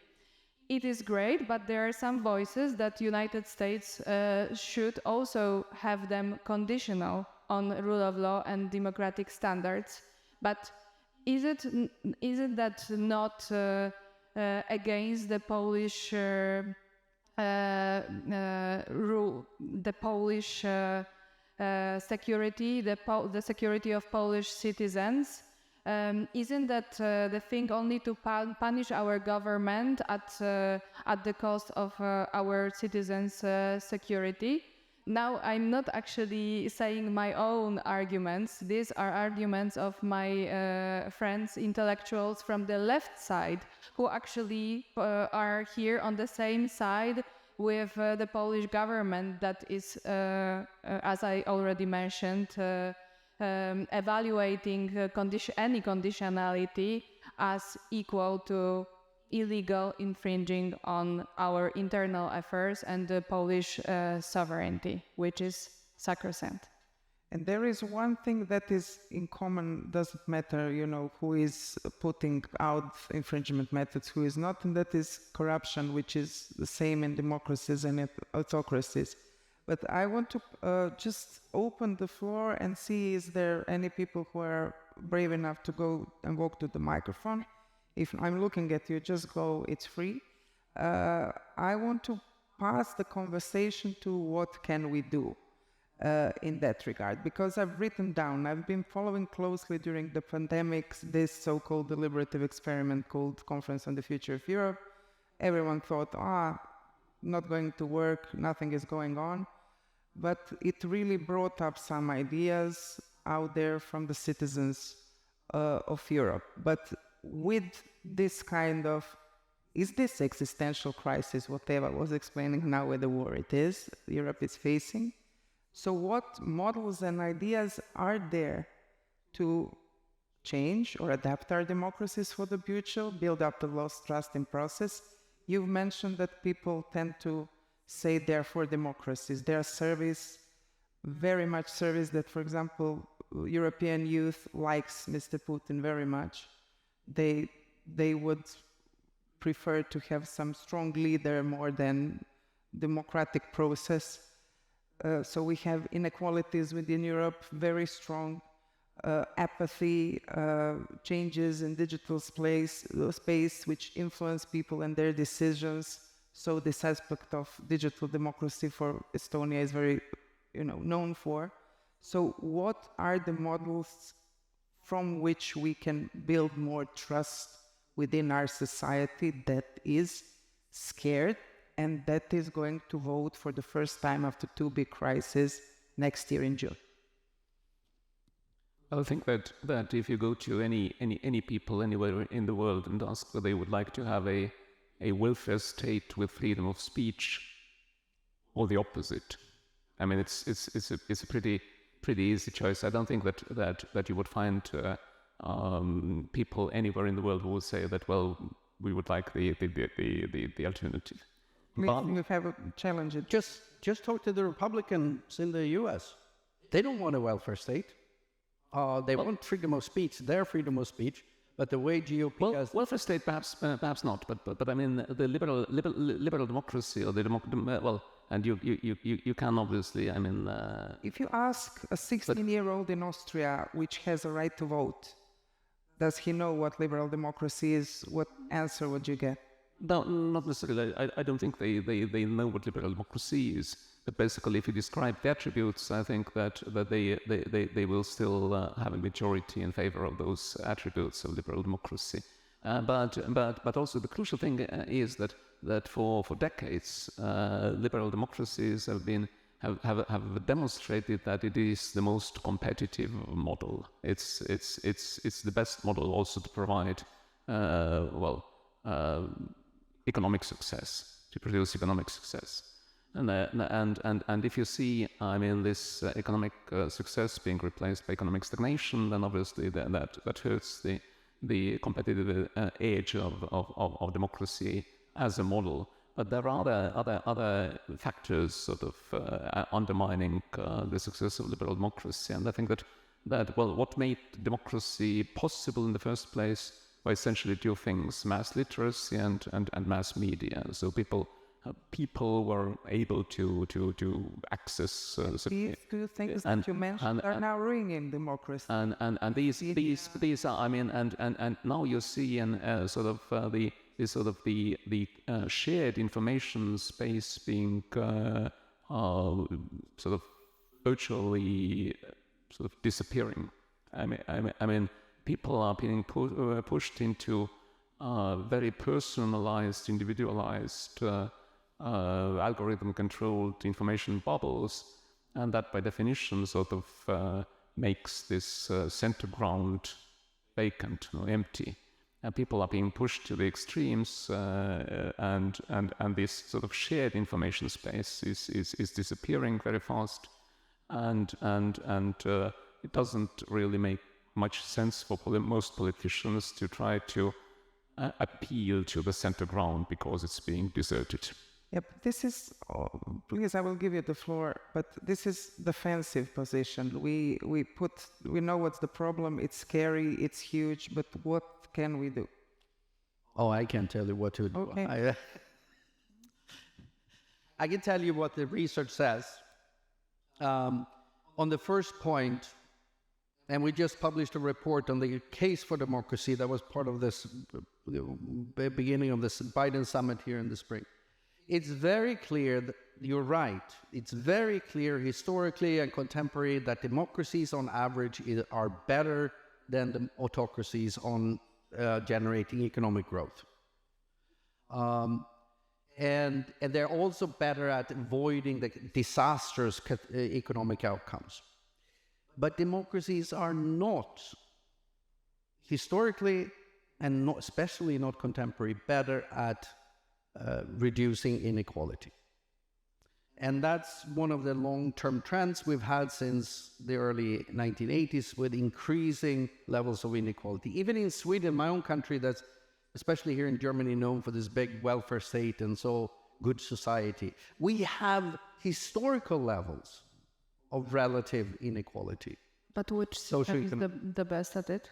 Sir? Which system is No, autocracies are not. It just evens out. But that's narrative about democracy being better. It should, in some theory, should be better at addressing inequality. If you empower poor people, they should elect politicians that do something about their socioeconomic poverty, right? But that's prevented, especially in contemporary democratic systems. So that's a flaw that we can discuss, or you can discuss what to do about. I'm a scholar. I'm not a politician. So that's those are the facts that research show. The media sector and the social media and the spread of disinformation is a whole other. That would take another 2 minutes if I talk about it. But we'll come to that, because no one is. I cannot believe that you are all so shy or what. Please, just walk and introduce yourself and ask the first question, because we have an hour more, so we need to. Let's start it, because it's always the first question is the most one. Then there will be plenty of. I'm a politician. I'm a member of the European Parliament, and I'm from Hungary. Opposition, of course. And it was very interesting and really very useful and very scary to listen to you, especially because what you told about Israel, what we know about Poland, the same happens in Hungary, it happened in Russia, it happened in Turkey, and so on and so on. And it's very important for us to understand the populists, because unfortunately they are our competitors when we talk about the political arena. And we talk a lot about the supply side. So what do they give to the people? What do they promise? For me as a politician, and that's maybe is going to be an answer for your question, it's equally important the demand side of populism. Why do people in the last 30 years, more and more turn themselves into populists? And I don't have the right answer yet, because if I would have this answer, then Orbán would be not a prime minister of Hungary anymore. I hope to get it within a few years and to defeat him. But let's just say a few issues. We talk about inequality and about economic growth. That's definitely one of the reasons. It's a very rational reason, and we social democrats are rational people. But it's definitely true that in the last 25 years, inequalities growth. And in 2008 and 2009, the world, what we imagined, the capitalism, the free market, the competition, did not deliver. I mean, suddenly it collapsed and made people insecure. And the growing inequalities, they make people suffer and be angry. So definitely it's about economy. But it's definitely not only about economy, because if it would be like that, then illiberals would stay in power maximum for 4 years, because none of them deliver. None of them. Every single country which is under illiberal or autocrat, the people are living worse than they were before, living in democracy. So it's not only economy. Then what can it be? You mentioned the social media and the whole problem of information technology. How do people decide objectively when they do not have the information because they are in their own bubbles? So definitely this is one of the issues as well. And there is a third one we don't talk about a lot. In the last 20 years, 25 years, the world has changed so quickly that has never been experienced in the past 1,000 years of human history and mankind. I mean, majority you are young people, and I'm definitely sure when a new, iOS is coming out and you have to make your telephone with a new program, then you are happy and you are experiencing how it works. Even for me, being not so young anymore, in 50, I mean, it takes me at least a few weeks until I get used to the new telephone.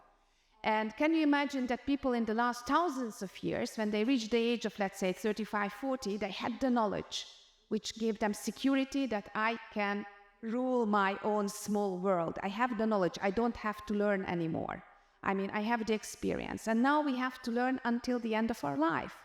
And we social democrats, let's say, a few years ago, we said that lifelong learning, what a wonderful thing. I like it. I love it. And I think in the room, everyone loves it. I think millions, if not billions of people are terrified from the fact that they have to learn all day lifelong. and to experience new issues and get used to new issues. And I'm sure that I'm not at the end of the list, and it's not a prioritized, but I would be very interested if you could a little bit add to any part of the demand side. Why are people so open to this kind of lies and this kind of ruling? What is the demand side of populism? That would be very interesting for me. Thank you. Fantastic comment and a great question. Thank you very much. Who wants to pick up with the question? I can say a few things on the demand side. There's lots of work being done right now, research. There is an increasing body of research using micro-level data, survey experiments, all that sort of stuff, that are in different ways indicating that this rise in inequality is a fertile ground for, whether you call them populist, but I don't think that's the important part, but the nationalist and reactionary narratives about a great future that was in the past and now we're going to recreate it, often tied to whatever religious conservative group is there. Or Orban became a Christian suddenly. I mean, God. Hindu nationalist, Muslim nationalist in Erdogan's Turkey, Trump with the Pentecostal, same with Bolsonaro in Brazil, and so on. So there is an increasing body of evidence there saying that's a fertile ground. And that reminds about the 1930s, right? Unfortunately. We also know that some of the demand can be engineered. So the data is very clear with increasing levels of polarization in society, and then autocratization, dismantling of democracy. And that polarization is often driven from the top, but with the help of all this undervegetation or using social media and other medias, right? And when you can reach polarization to high levels, and the keynote speaker spoke about these emotional reactions, so you can make people fear about the future and fear their political opponents. Then research shows they are, and in different contexts now, experiments show when you evoke that fear, then we as human beings are much more likely then to be okay with do away with some civil liberties and political rights and all that to save us, right? We're still these sort of herd animals from 4 million years ago until today. And that fear, existential fear, when you can create that with toxic polarization, then you have laid the ground for a demand of do away with some of the democratic rights. That's part of what the research says about the demand side. Karolina and then Mr. Mikser, please. So she was already mentioned today. So Professor Hochschild, she wrote a book entitled "Strangers in Their Own Land," and on the demand side, she diagnosed that angry white men are feeling left out by the left and progressive policies. And there now is a lot of similar of research in Poland on angry young men that are polling as ones voting for fringe right-wing party, Konfederacja, that is even more right than the ruling party, Law and Justice. And their general wish is to dry the swamp of the politics, to quote Donald Trump. They don't want the politicians that are there now. They just want change, and they count for people that will help them be independent economically. For them, there are these two priorities: change and anti-establishment individualism of economy, so that they are not checked by the state, by taxes, by regulations. They lost any trust in the state. That's why. That's why. And you just continue. We need a bottle opener. Okay. Just short intermezzo. I'm sorry. Yes. So but more generally, Staffan mentioned that the pluralism as being vital characteristics of liberal democracy, and I said that it's a little bit more generally, it's checks and balances, because pluralism means opposition, among other things. That's why generally our populists, our autocrats are against any checks and balances and against opposition. And that's why in the countries where it is still possible, like Poland, like still Hungary and still Israel, our oppositions need to stand up for their rights and to write really better programs that they do to allow democracy to come back to surface and to win. Because, for example, now we have seen what happened in Turkey and we have seen what happened in Hungary. And there are no lessons learned as far as I observe the Polish political climate at the moment. Our opposition, Donald Tusk, very charismatic. I really like him and many people. But it's a very interesting situation in Poland because you have EPP conservatives, they're like progressive opposition. That's also an interesting model. The problem is that their ultimate major political tenet is being against law and justice. And to win, because they are the good guys, so they should win against the bad guys. The end of their political agenda. Maybe there is some stuff about abortion, but I'm really looking forward, liberalizing of the abortion. I'm really looking forward to see their solutions. So peace destroyed our judiciary. How they want to cure it? What exactly do they want to do with our constitutional tribunal, with our courts, with our judges? What do they want to do? We don't hear any answers nor anything about this. What about the public media that is utterly politicized? What they are planning to do? We don't hear any answers. There was one proposal by one of the co-leaders of the United Opposition, Rafał Trzaskowski, to close the public media. Well, that's only funny. That's not constructive at all. So our oppositions should really start thinking constructively what to do apart from being the good guys and because of that being chosen. I think that you see economic inequality creates resentment, and economic insecurity obviously creates fear. But also, I think Clara is on to something very important in that the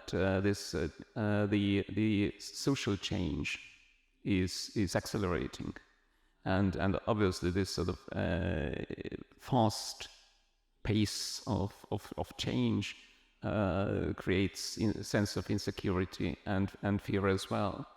And I think that also when you look at how the resentment of the Israeli community brought Likud to power in '77, and more or less has held Likud in power for most of the time since, even though they haven't delivered to that community. I mean, we have seen something similar more broadly with the traditional socialist voters. I mean, who have been these blue-collar workers, especially, who have been moving from the social democrats to the sort of right-wing conservative populists, because they actually have offered something else. And the conservatives traditionally have been defending what I would what they call tradition or traditional way of life, what I call sort of morally unjustifiable privilege. And it has been traditionally the privilege of the few, of the elite, of the minority.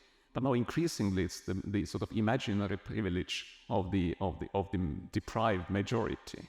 And that has been a key factor, I think, in how they have been managing to grab part of whom we have seen as our traditional voters.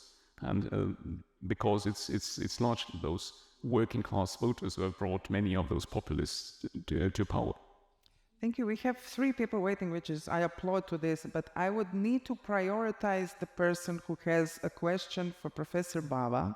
Is there any one of 3 of you who has one? The lady there, so please, because she was there, just put this the first question, please, guys. I'm sorry, because we need to think about the parity. She's far away, but she's present with us, please.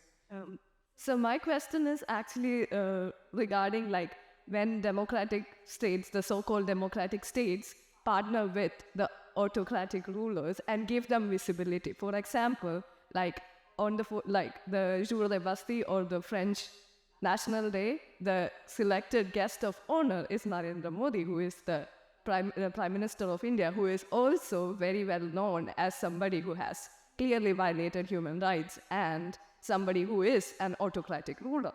And now France, being a country who is a proponent of democracy and who is having a current political party who supports democracy in rule, by inviting an autocratic ruler and then constantly saying that we stand for democracy. And like, if we take the case of Iran, France was standing with Iran and condemning it, And then when they elect or when they select somebody like Modi as their guest of honor and giving him visibility, this kind of instances where democratic states, not just for economic reasons, but also for other reasons, call upon autocratic states and give them visibility. How does that legitimize the populist claims that, hey, look, democracies are accepting me, so my discourse of democracy is right, when they are clearly masquerading populism behind democracies? Thank you very much. Professor Bava.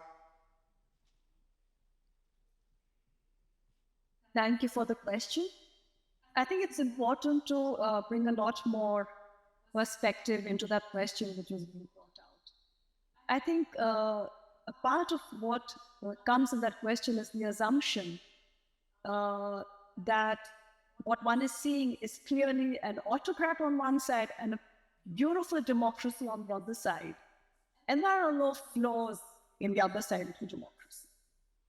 I think this kind of a very simplistic assumption, does not take into fact what I said right at the very beginning. Democracies are a work in progress. One may not like the kind of outcome that any kind of election will produce. But that very simple argument, the kind of politics which was created by Trump would have meant that many states would have failed to do business with the United States, or currently, as many of the European countries do, with China. So I think it's important to ask the question the other way around, is to ask, why is it that elections produce results which one thinks is not fair? What is it in the body politic which is not okay, which produces an outcome which you think is unpalatable?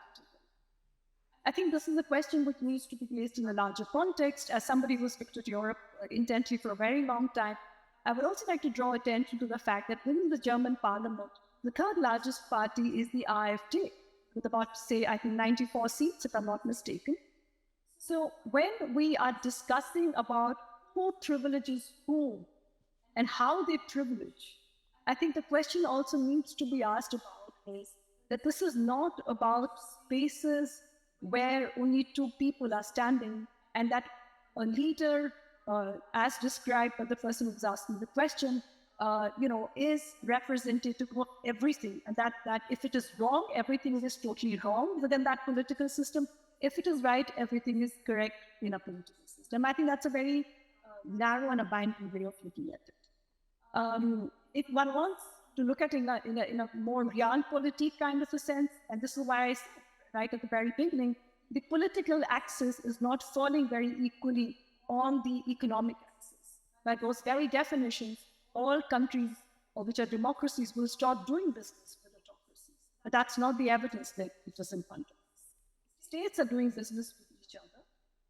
And again, as I reiterate, just because we do see one election produce a particular kind of result, the question is that we've had another election recently where the ruling party did not win. It is a process. The people, have accepted the result. They don't come out of the street. but it is also a reminder that everybody needs to invest, that an apathy of not participating in elections will then produce results which will not be conducive to the kind of discourse where you say that values and institutions cannot be protected. So I think one would need to frame it a little bit more large. Thank you so much. We have 4 people waiting. We'll pick all of your questions because I won't let you stand for like 20 minutes. Please, first question, introduce yourself and tell us the question. Thank you very much, and a quick thank you for a fabulous keynote and a thought-provoking panel. I'm Vera Heinonen. I'm from Finland's innovation fund, CET. And one thing that has been touched upon but hasn't really been addressed is the question of reforming and updating our democratic infrastructure. And it is one of those, I think, those tensions that we have. We are in a postmodern world, but we conduct our business with an industrial era system that we are very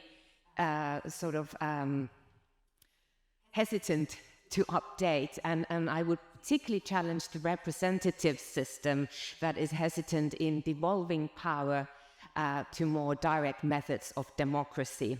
And we know from research that modern citizens are very individualistic and are not attached to these big ideologies anymore as such. So I firmly believe that if we would address this democratic deficit with more participative methods, I think that could be one of the keys that you were asking, how to protect our democracy. Just a quick point about the fractured, fragmented, splintered information environment. I think we lack imagination. We take big tech and social media as something that is a given and is the public space and sphere where we conduct our discussions. We need to design technology for conducting the business of democracy and the new information environment. We have already non-profit organizations rolling out new methods, and I think the European Union institutions could be key in leading this investment. Thank you very much. Thank you. We'll wait. Second question, please. You can go to your place. Thank you. We'll answer. My name is Alexandra Kuzmenko, a FES scholarship holder. So the question I would like to ask has already been touched from one point, from the point of support of other countries which have non-democratic tendencies. However, I would like to ask my question. It's a bit naive, however, it's burning for me. So how can we fight against these autocracies when in some countries, the citizens, for example, in Turkey, in Russia, so they support this kind of rule because it is based on the results of the elections, and they seem to be happy and content with the situation. That's why I would like to hear your opinion. What can we do to fight it? Fantastic. Thank you so much. Third question. Thank you, Finn Heinrich from Open Society Foundations, a foundation which is trying to defend and expand democracy. So this debate is very close to our heart, obviously, so thank you. And I wanted to connect what you, Madam Moderator, asked about what to do, right? As a foundation, we are keen what to do, but also connected to the original question about are we in a battle of different systems? And maybe we are or not, but if you look at, in my view, one of the reasons why Putin is waging the war with Ukraine is that the Ukrainian people are longing and are practicing an ideal of democracy and moving towards that, which is of danger to his rule. And I think there's a deeper truth for us in that as well. So democracy as an ideal still holds a lot of power in our societies, but also is dangerous for the autocrats. And I feel my question is, if that is really true and we have a deficit in our democracies, shouldn't one of the ways we are trying to deal with that is to expand and, as the colleague from Finland said, practice democracy much more. Conference on the future of Europe was mentioned, but shouldn't we think beyond that? What about public ownership, democratic ownership in the economy? What about practicing democracy in our workplaces, in schools? So isn't the expansion and the practice of democracy a key tool towards fighting the autocrats? I have to add to that before I give Katerina the question. I was at Europe's, what's the name of the council, which collects syndicates, business and NGOs, European, yes. And they had a meeting of high school pupils from all around Europe, and the common conclusion of all of them is give us civic education. Unanimous. Democratic, civic, call it as you like. Please. Yeah, I think my question really connects to that one, and I also said it in my opening already. FES is a democracy supporter. Let's say we have more than 100 offices around the world, and I think just like Open Society or perhaps also people from other institutions here in this room are wondering what can we do about, Staffan, the development that you have described, that there are more and more autocracies now, and what can we do to also perhaps encourage more democracies also abroad? And I'm just wondering, with this new narrative and also these summits on democracy and so on, and trying to continuously perpetuate this narrative of struggle between autocracy and democracy, you have to decide, and this black and white is a little bit like in Poland, Karolina, like you described. You have to decide if it's only the bad guys or the good guys. Is that helping? And also, Staffan, from your experience, is that something that encourages people more because to really stand behind the values of democracy? And would that be successful? Or also perhaps from the perspective of India or other Asian countries, perhaps, I don't know if you also have knowledge on this, Professor Bava, is that something that is that people are receptive to in other countries? If they are classified, for example, as an electoral autocracy, would they want to become a democracy? Is that a narrative that is helping us as democracy supporters or not? Thank you so much. We'll go from the beginning again, but this question also is a question of all of them. So what can we do? What kind of democratic infrastructure that we build? What kind of new participative methods can we build? We know that the conclusion of the Conference of the Future of Europe is in a way to give more direct democracy to European citizens. So Mr. Mikser, maybe tell us, because you're sitting in the European Parliament, what's been going on within the debate and what can we do on our local levels and national levels, because I think that, people often don't see what's going on in Brussels, and that is also one part of disenfranchisement with democracy. Well, I think that obviously this devolution of democracy is possible, is necessary, and is happening. I mean, with different speed and success in different places and on different levels. But well, I come from a country where you can vote online, and a great way of actually giving people easier access to practicing democracy. But I think that one of the big issues that we have to acknowledge is that one of the main functions of us politicians is to make to be the non-specialist arbiters who will decide how to distribute insufficient resources as between fields of life. It was decades ago when Aldous Huxley, I believe, wrote that, for example, medical science has made such advances recently that there is not a single healthy person in the world anymore. I mean, the more and more the scientific and advances basically make it possible theoretically to solve real people's real issues, but the resources that we collectively command are simply insufficient to do that. That's a very big sort of bioethical dilemma, but also a political dilemma. And I think that this is going to remain one of the principal functions of the so-called political class in the representative democracy. And this issue will not be, unfortunately, resolved by the devolution of democracy to local communities or lower levels. Thank you so much. I will pose the second question to Karolina, because it kind of asks the same question as for Poland and for Hungary. So why do people support that rule? How can we fight against autocracies and illiberal tendencies, even though Staffan doesn't like the word illiberal? But how can we, when citizens vote for them? Well, citizens vote for them because, as I said, they are disappointed with the system.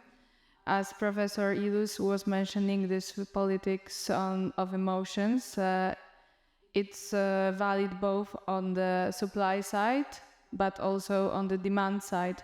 So in the poorer people, less educated from the rural areas, for example, in Poland, they don't care about the climate. They care about climate at their homes.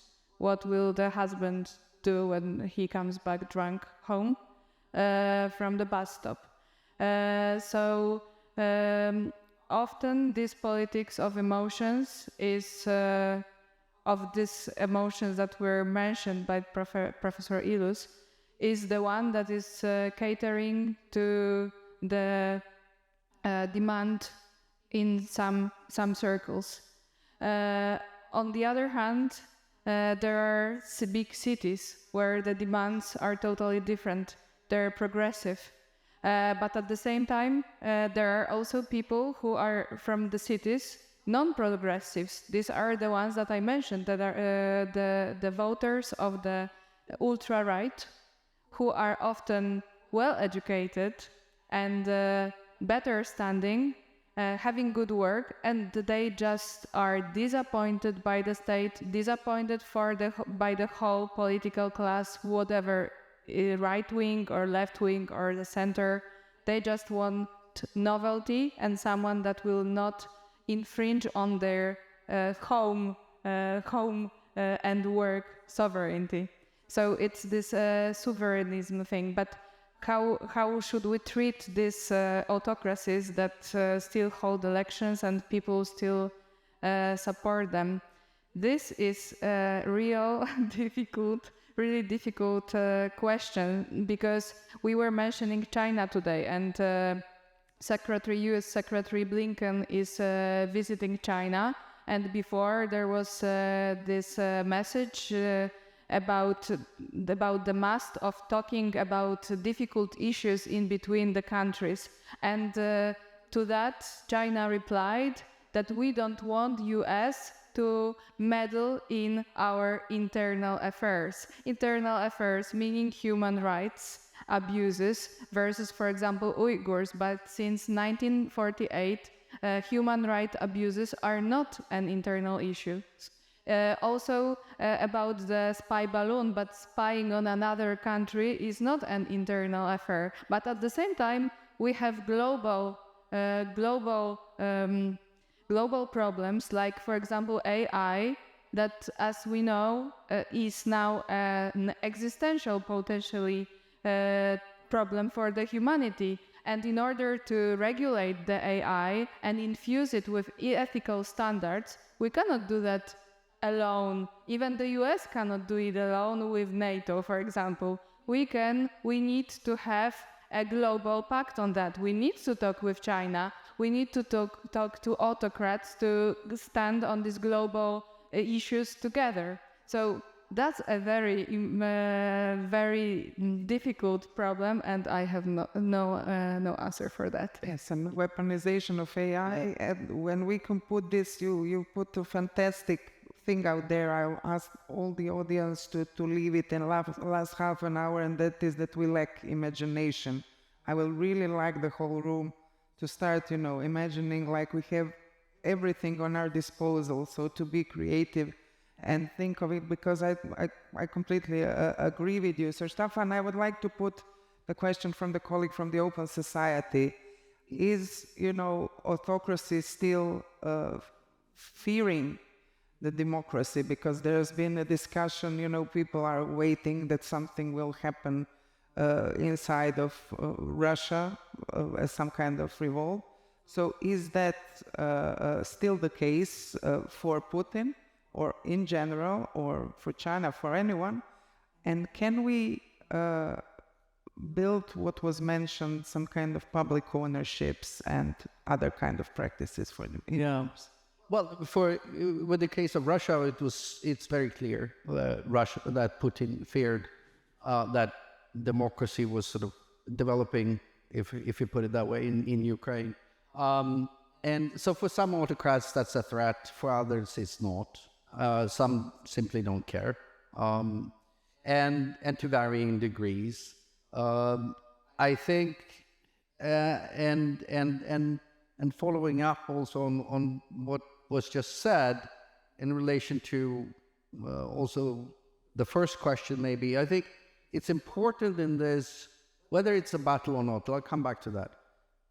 But I think it's very important, if I may offer some kind of advice that I think I could say, it's very important for politicians, whether it's European Parliament or whether it's from national governments or European institutions, to be honest and open about trade-offs. When you have to deal with, for whatever security reasons, for economic reasons, for something, and you have to disregard some human rights abuses or the trampling on democratic rights in this or that country because we have other priorities that we need to set first right now, then be open about that. The worst things democracies can do today is to claim that, and I think my colleague from India was also speaking to that earlier, says make big claims about that we are always behind human rights everywhere in the world over, and then you're de facto not, right? Well, then say, well, right now we can prioritize that here in this conflict. That's very important to preserve the legitimacy of the norms, the democratic and human rights norms we stand for, to preserve the legitimacy and our, as countries, our true trustworthiness, that when hard choices are made, well, then say those are hard choices and we have to make them, and this is determination we do. I think that also ties to this battle. I was a little bit I answered yes to your question in the beginning, say, yeah, there is a battle. And in some ways there are, I mean, you can't discuss with Putin, right? That's obvious right now. And he has been working for 20 years, just like China has been working for 35 years or more to sort of infiltrate and support anti-democratic groups in democratic societies, because that has a purpose. And there are Iran, and there are the Saudis, and many players here. So in a way and because a lot of democracies have even become much worse democracies or become electoral autocracies or even worse, and the trend is so strongly in the negative direction, and I think the war was sort of a wake-up call for much of Europe, in the sense that, we may have to defend our democratic rights and human rights with arms in hand, just like the Ukrainians do. It was a sit-up call, a wake-up call. So in that sense, in the sense that democracy is under attack across the world, globally, from several forces, Putin is one of them, right? And has been for about 20 years now, we haven't really noticed until lately. And in that sense, there is... But we have terrorist attacks. But at the same time... different... Yes, and at the same time, I mean, of course, there are many more freedoms in India than in North Korea, right? And there are shades of gray, and there are different areas. In some countries, it's more harassment of journalists. In others, it's more attacks on political parties, and there's lots of variation. And we have to acknowledge and try to work with that, right? There is a lot of nuance, a lot of difference, also in the ways, and in the ways countries are not democratic or becoming less democratic. So it's important to when looking at it more closely at different countries, to acknowledge that, I think. So to Johanna, the last question. It's not black and white, of course. In the big scheme of things, maybe it looks more black and white, but as soon as you go down, of course, it's much more complicated. Can I pass it to Professor Bava also on this black and white? You've already basically pictured the side from you, but is still what we describe as electoral autocracy, you name it, is still the appeal of what is liberal or the real, or how do we define it, democracy is out there in the world, and what is at stake if we leave things black and white. Thank you, Vanna. I think, unfortunately, the debate is a very black and white. It is not about nuancing. It doesn't look at what kind of internal challenges societies face and what politics does. And I thank Staffan for the last point you said on trade-off, because politics really is about trade-offs. And the point to ask is, while labels may be an easy way of bypassing, and as academics we may do that, we may label things, but does it truly capture the essence of what is happening within a polity and within a society? I think that's very important to identify. For me, based here in India, I'm aware of the kind of changes which are happening. I'm also equally proud of the strong constitution we have and the institutions we have. And I always believe that, that, like I said, this is a work in progress. It's not one till the next election takes place. At the same time, it's not about sitting back. And in the last year, as we saw what the pandemic did, there was such a great absorption of technology in India, for example, just to put it, and how that technology, which can be fear-producing, was also something which helped to integrate a lot of people, democratize the space by terms of access. It's not the best. I mean, if you obviously don't have electricity, you will not be able to access anything. One is aware of that. But I think it's important to go back to the first question, Ivana, when you were asking about it, is what can be done? I think there's an apathy towards what politics produces. At the end of the day, everybody's consuming a lot of things, whether it's a tech good, whether it's economics. But the point to ask is, how much are we going to engage our people, our youth, to make them recognize how much their participation is valuable for the kind of political change that they want to see happen? That's point one. Point two is, what kind of civic engagement is taking place? If you're talking about democracy within, at the multilateral and the global level, you don't see so much of democracy. There is no global demos. In fact, institutions of the post-45 period are extremely embedded in a democratic way, which does not reflect the balance of power which is taking shape at the economic level. So, one could get into different kind of arguments over there. But I think it's important not to get caught in labeling. It's important to ask, if we talk about what I would call as the politics of trade-off, then that politics of trade-off cannot apply only to a select few countries. It cannot be that their normative levels are going to be the one which will dictate and frame the political decisions of the other countries. Sweden and Finland, in view of what has been happening in Europe, today decided to join, NATO membership. For India, in our part of the world, there is no such organization and nothing will ever come up. Nobody is going to come and defend India if there should be an attack on Indian territory. I think these are the kind of realities which have to be placed on the table when you discuss about the kind of choices states have. Why is it we sometimes see the politics of apathy set in? And more importantly, how is it that you talked about civic education? One of people talked about it. The need to re-engage and revisit what does it mean to be a democracy and how does everybody contribute to it in an everyday manner. Thank you so much, please. Very much excellent discussion. I learned a lot already. My name is Julia Leininger. I work for the former German Development Institute. We were renamed and we are the Institute of Development and Sustainability, IDOS now.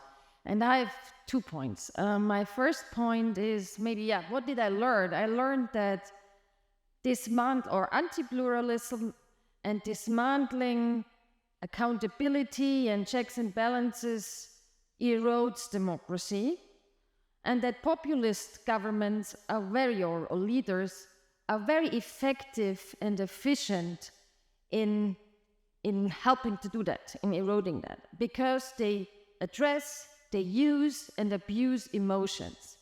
And I think we talked a lot about the emotions, but I still struggle with this, because this really changes. If we talk about defending democracy, this changes the ways how we have to defend democracy.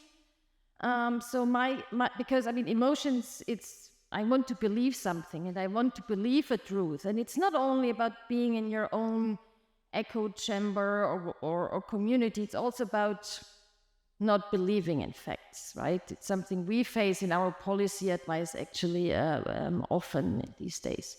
So my question is, because I mean, we also see that hate is a big thing. We didn't talk about hate.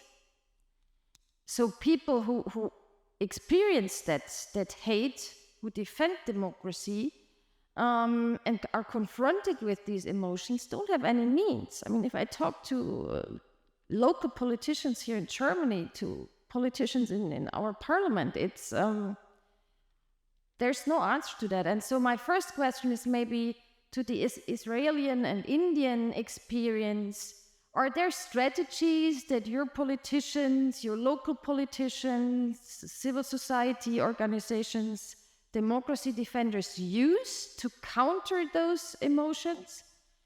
And then civic education. I mean, I hear that as a silver bullet, actually, in how to address this. And I do agree. I mean, there is evidence that, for instance, in the US context, bringing together opponents, and they talk frequently over a period of half a year, that really helps to mitigate hate, and they start to understand each other. So that helps, or seems to help at least. I don't know how, or we don't know yet how long that lasts. But what I think is a really, really missing link is the question, who needs this civic education? And when we talk about civic education, we think about people from, I mean, I work a lot in the African context, that's like 18 to 35 and above. But with 18, the values a person carries and that drives what you think and what you do on the long run are built. That's it. With 18, more or less, sometimes earlier, it's really hard to change the fundamental values of people. So the kids of those emotion-driven autocracy or autocrat supporters today are the ones who get those values, right? So, and it's very too simple, and one has to think it through, of course. And but I do think we need to think more about civic education and curricula for kindergarten from my side. Exactly. Because Putin played on Z kids, building up the narrative on purpose. Yes. People Z kids. Thank you. So I have a second point. And that's the future thing. And no, I have another thing which I think is difficult in this type of conversation, and we have this conversation since 2-3 years now. Is we analyze the deficit, which does not enable us to imagine a positive future, because we always start with the deficit and how can we go about that. And I do think we need to start to dream a bit and think about the positive future. And the last thing, how to do this is probably, and maybe from a research perspective, there was one good thing about the Cold War. Because in the Cold War, we couldn't think about a political regime, democracy or autocracy, without thinking about the economic system. And that's a big difference, because it was different economic systems. Today, autocracy and democracy lay in the very same bed. And they compete to be in that cozy bed, and they profit from it at the same time. And I do think we have to connect this conversation about the future to this economic idea in the economic system and capitalism as well. Thank you. And sorry for taking... No, thank you very much. It's good to have inspired people. It's fantastic. So thank you. I just want to make a short point, if I may, as a moderator. I built my dream out of fear. And that fear is still of the nuclear threat. I was a kid in Chernobyl times, and I dreamt that I will give birth to a child with two heads. So talking about fear does not only motivates populist and right-wing, fear motivates me at this current moment, and fear of what is building up from the other side. So maybe we can also dream from perspective of fear. Please take this long comment as an introduction to your closing remarks. So take your time, please. We'll start from Staffan.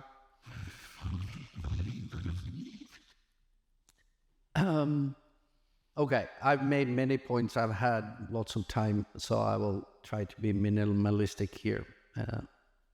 And basically pick up on, I think it was Vera's from Finland's point, discussing about... Now we have 3 more questions. Yes, how we can... 3 more people there in the line. I didn't see you. Oh. Okay, then answer this and we'll go up the 3 questions. But I wanted to make... We ran out of time. Be short, no comments, just questions now. Thank you. Because we let you be very philosophical, so you took our time. Please. Okay, I want this to be the last point that you remember when you go home, but just try and remember it anyway, okay?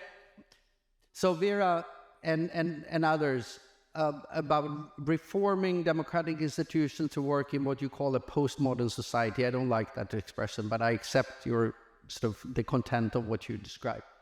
And Estonia is an excellent example of using lots of innovations, but just from one, we should be very careful not to... A lot of direct democracy type institutions have not worked really well in the past. They are typically easy to hijack by small minorities and so on. The American primaries, by the way, is a prime example of that. Terrible institution that was meant to be a democrat, sort of democratizing, get it out of those closed rooms and spread the nomination to the people. Yeah, well, then you can get Trump, right? That had like a 2% support in the beginning among the population. So we have to be careful about that, and especially in this environment. Right, we haven't talked much about the growth of internet and then social media and what that entails. Let me just... It's an unfiltered, unregulated forum for freedom of speech. Everybody thought it would be a democratic revolution. Everybody can speak. Everybody can put their things on the agenda. It's excellent, right? Except the bad guys are also there.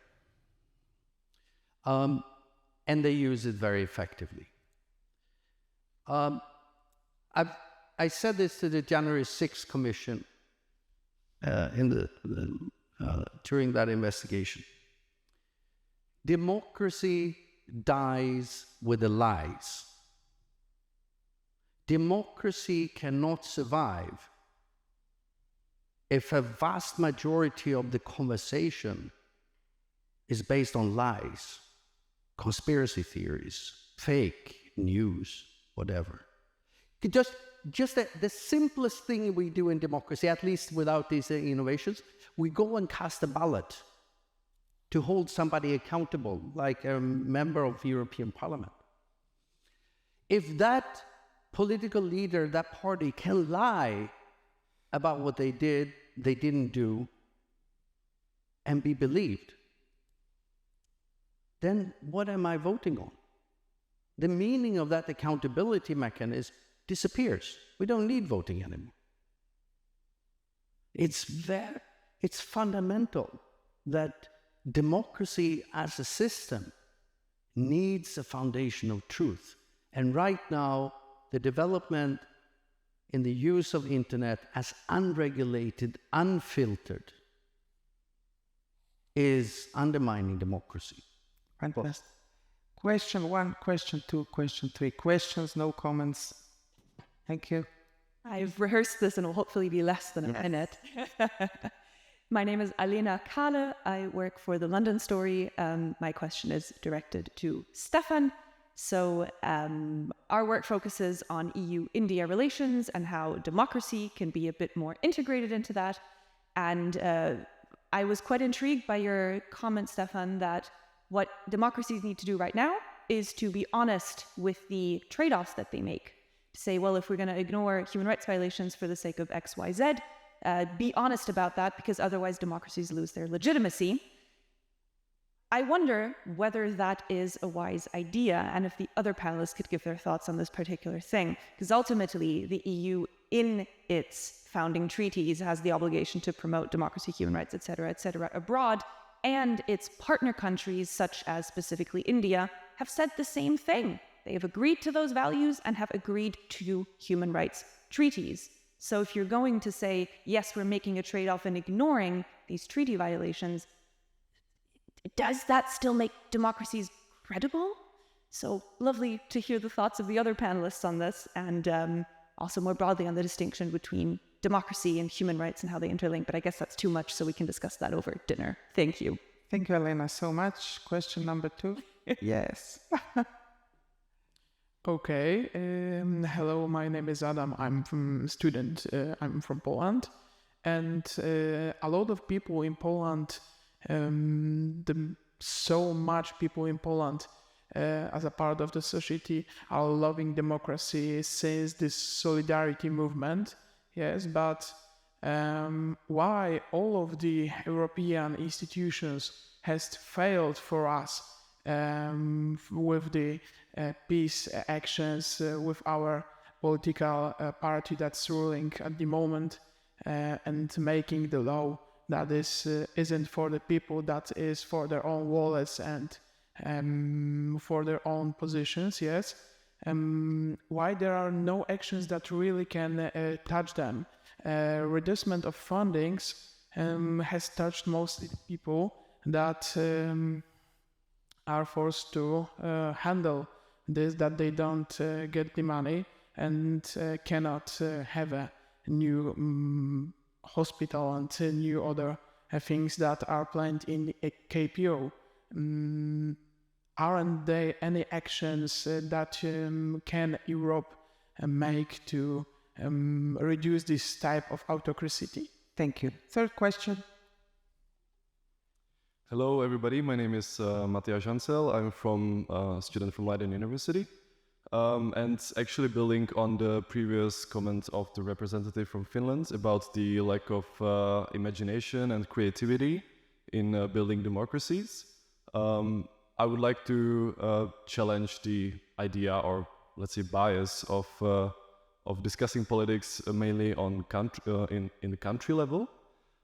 When, after all, we are here united around a certain European vision, which, however, we discussed that suffers from a certain disconnect from the people and the localities. So my question is, why don't we focus more on cities, actually, and building democracies on urban level way more? Because if, again, borrowing the idea from the keynote speech about autocracies connecting mainly on emotional level, it could be that on the city level, let's say on the neighborhoods level, it is, again, a phrase from one lecture, it is small enough to grasp by the people, but large enough to make a difference. So cities, after all, can be the arena for, let's say, the ordinary, the working class, the angry young man in Poland to enjoy, let's say, the experience of democracy and to have a say about the primary environments they live in. So, yeah, basically the question would be, it's more of a, let's say, open-ended, imaginative question. Why don't we delegate more democracy, more power, more decision-making to cities? Because also, after all, we see that it is oftentimes the cities in the autocracies, like, let's say, Budapest or Warsaw, that are remaining progressive. Thank you so much. We close the questions. Now we have 10 more minutes until the end. Who wants to pick on any of the questions? Poland? You have Poland and cities, but also we should not forget concerning Europe and demography, rural Europe. So yes, we need to think not just about cities. So maybe I will start from the quote from Václav Havel that there are good grounds for hope, but not for optimism. And I totally feel him. As I said before, I'm an idealist, and I hated to hear the truth that politics often is about trade-offs, and there are different ways of supporting and saving humanity, and sometimes we have to build alliances with autocrats or other systems that we really don't like. What can we do as Democrats?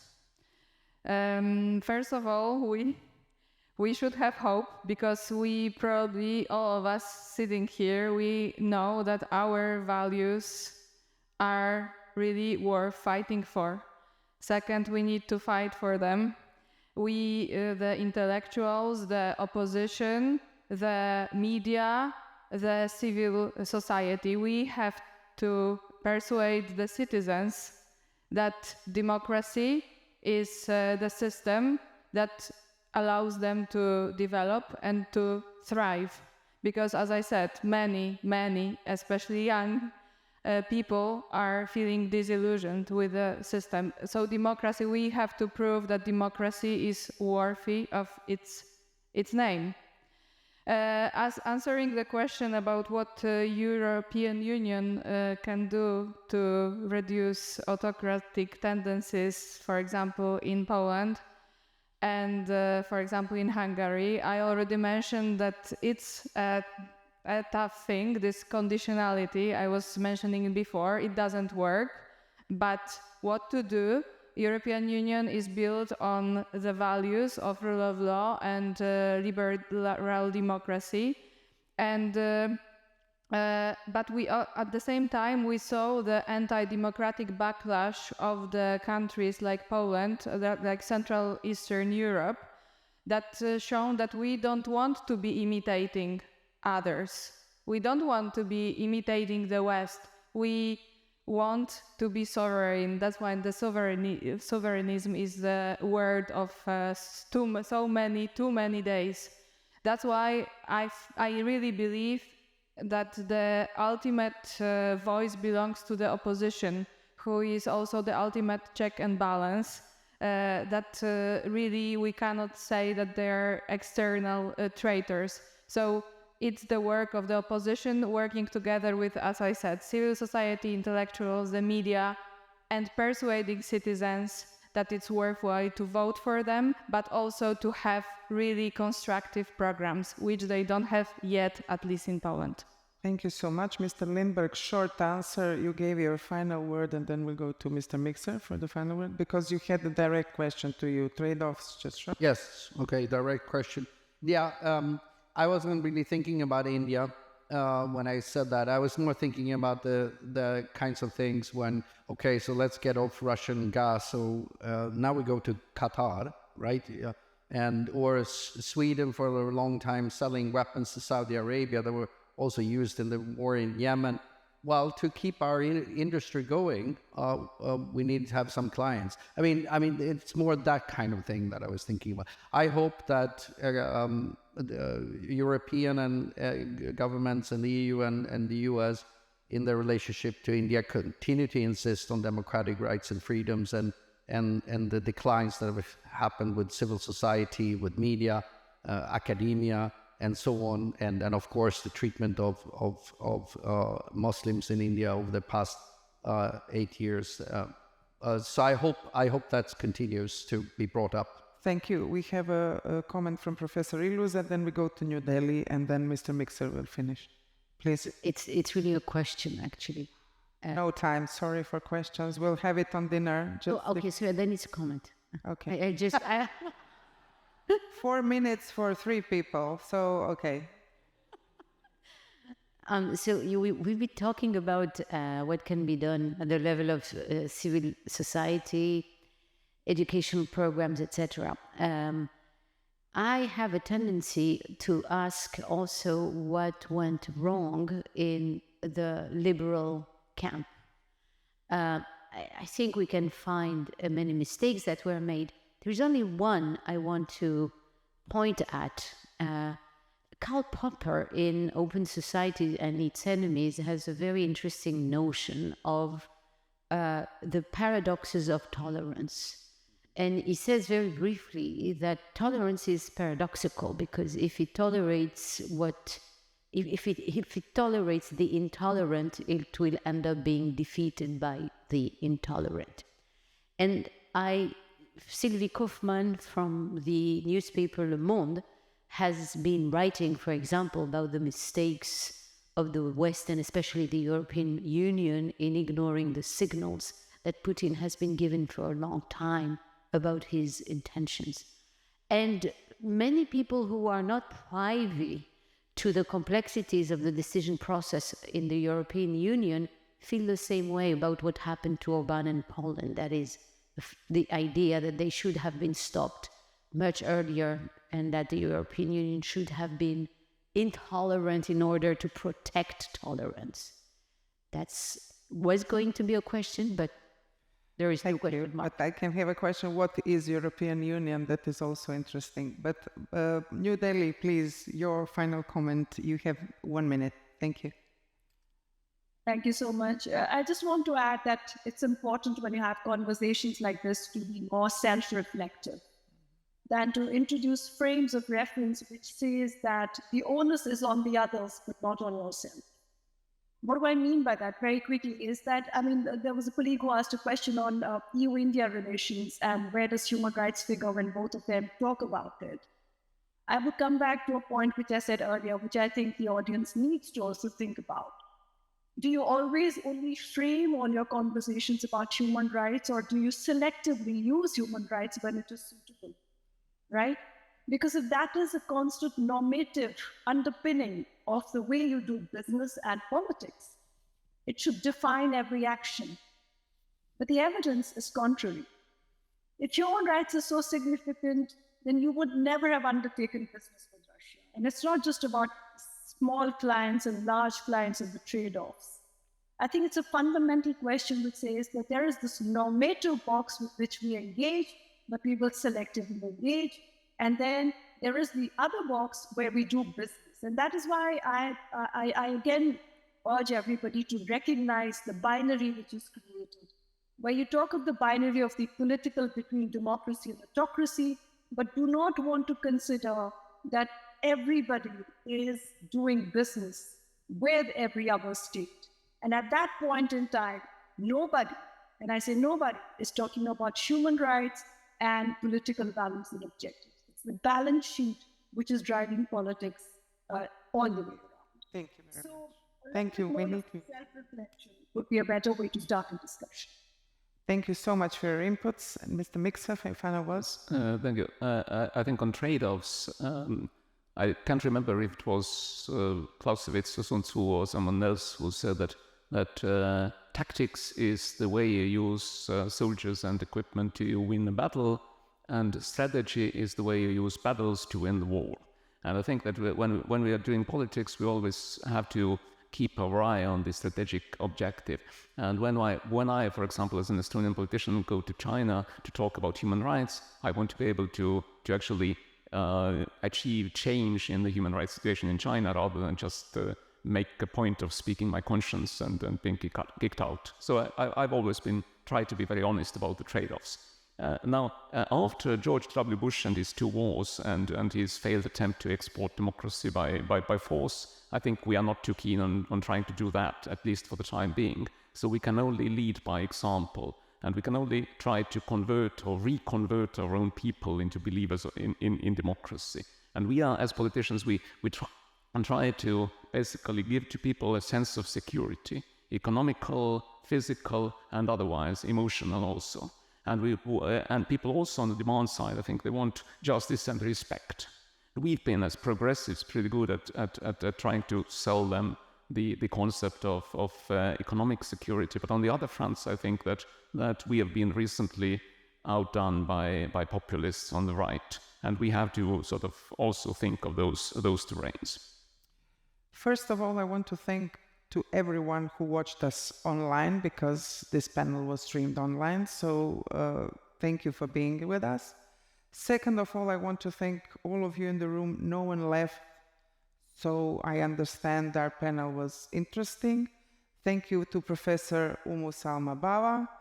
Thank you to Karolina Zbytniewska. Thank you to Sven Mikser. Thank you to Staffan Lindberg for such an inspiring and interesting panel. And we're going to imagine and be creative during the dinner. But before that, I'm asking all of you to join us. Is it on the terrace downstairs, the family photo?